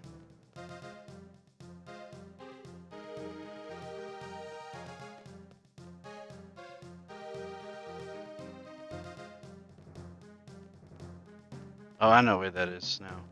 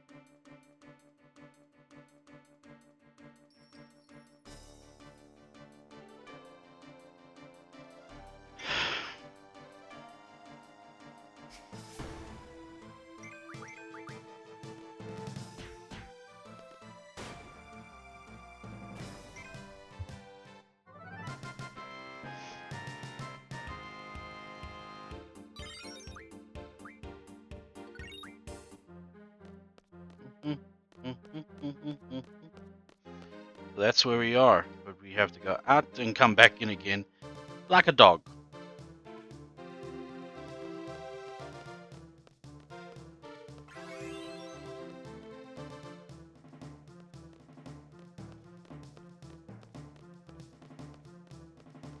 Let's wait until it's down below 3 minutes.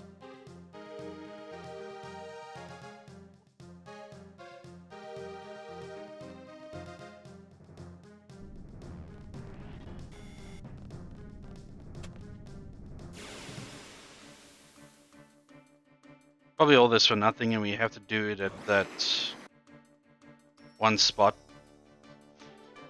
It's obvious where it's gonna land.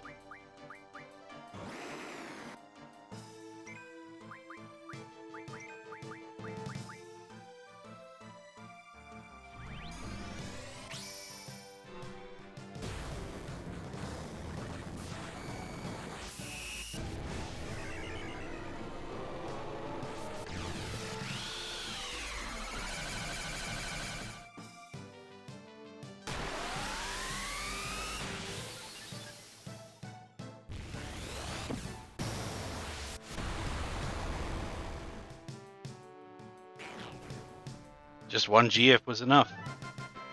As always.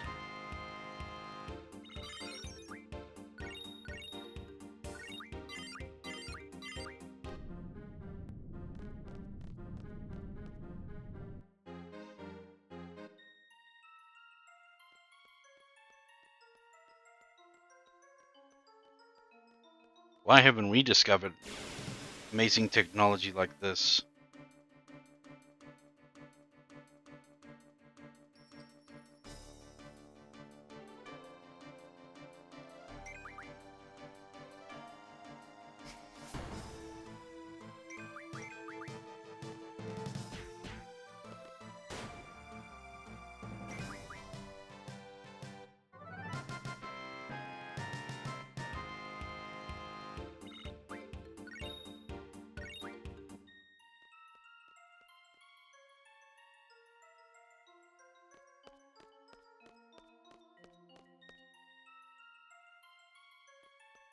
Okay, now clearly don't know where I'm going.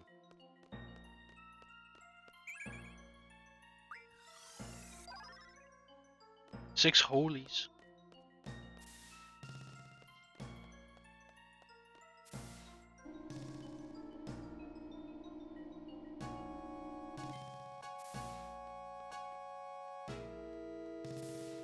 Well, we're somewhere.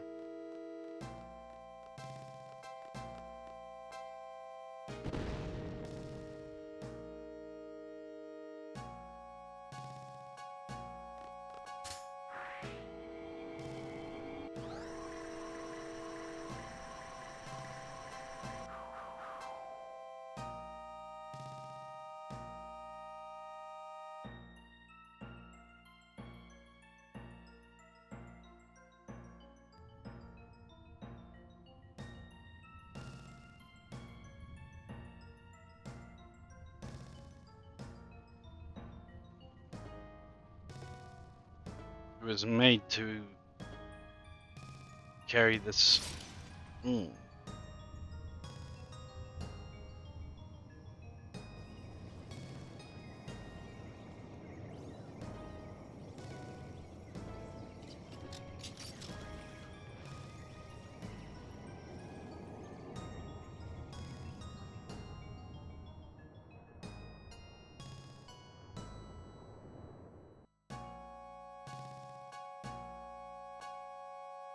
The lunar cry.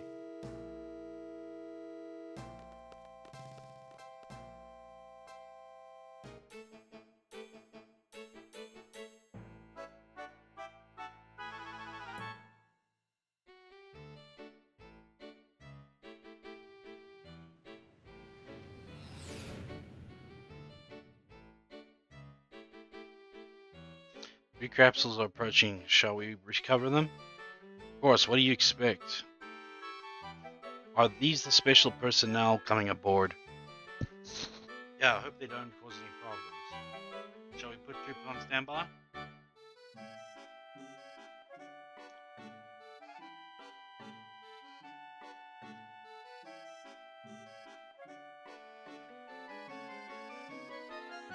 Thanks for the vote of confidence. Why do you always blame me like that? I'm gonna check on Adel. Take care of the rest, will you?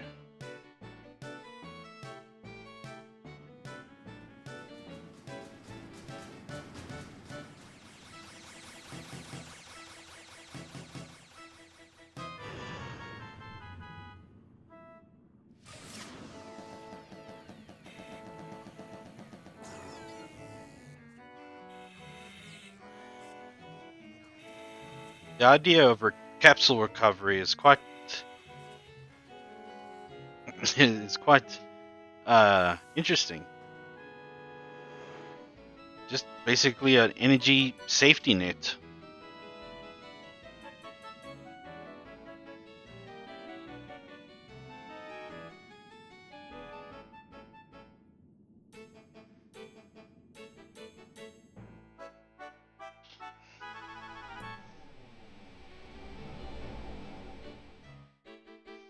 One's just T-posing right there.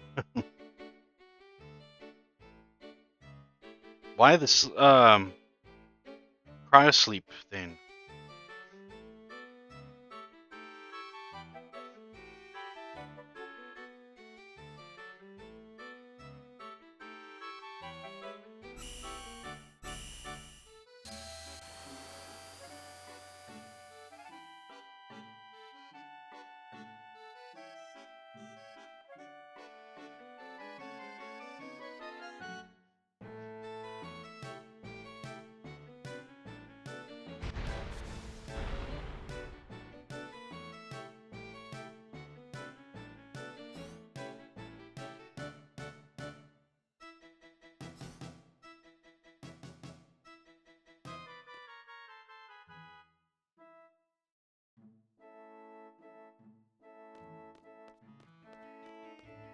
This one always confused me.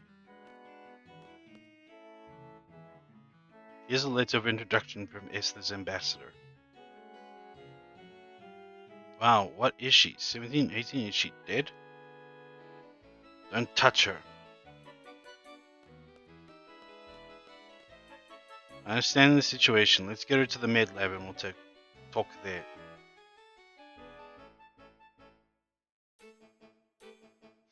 Please follow me.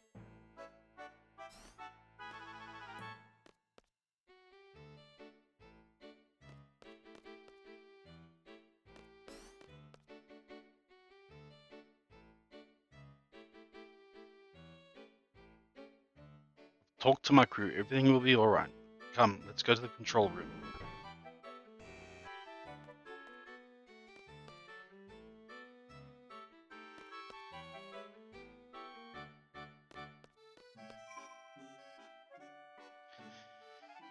Perhaps another time. Yeah, I'm done for the evening. I'm done for the weekend. Thank you guys for coming. It's now time to search for somebody to raid. I want to do any brew. Yes, I will do any brew.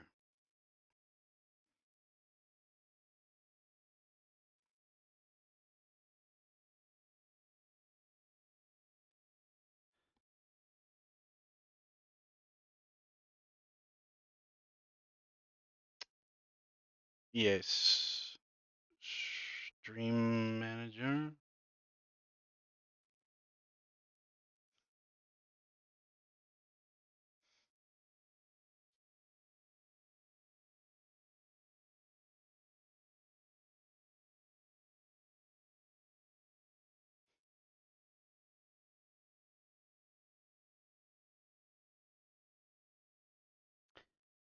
Okay, start the raid.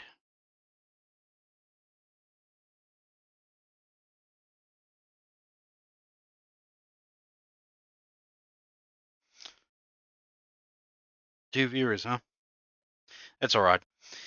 Well, thank you guys for joining me on my short stream, but I just feel like I want to take it easy for this Saturday night. I wish you all a lovely rest of your days, and day. And thank you for coming. And as always, God bless you all. Let's raid.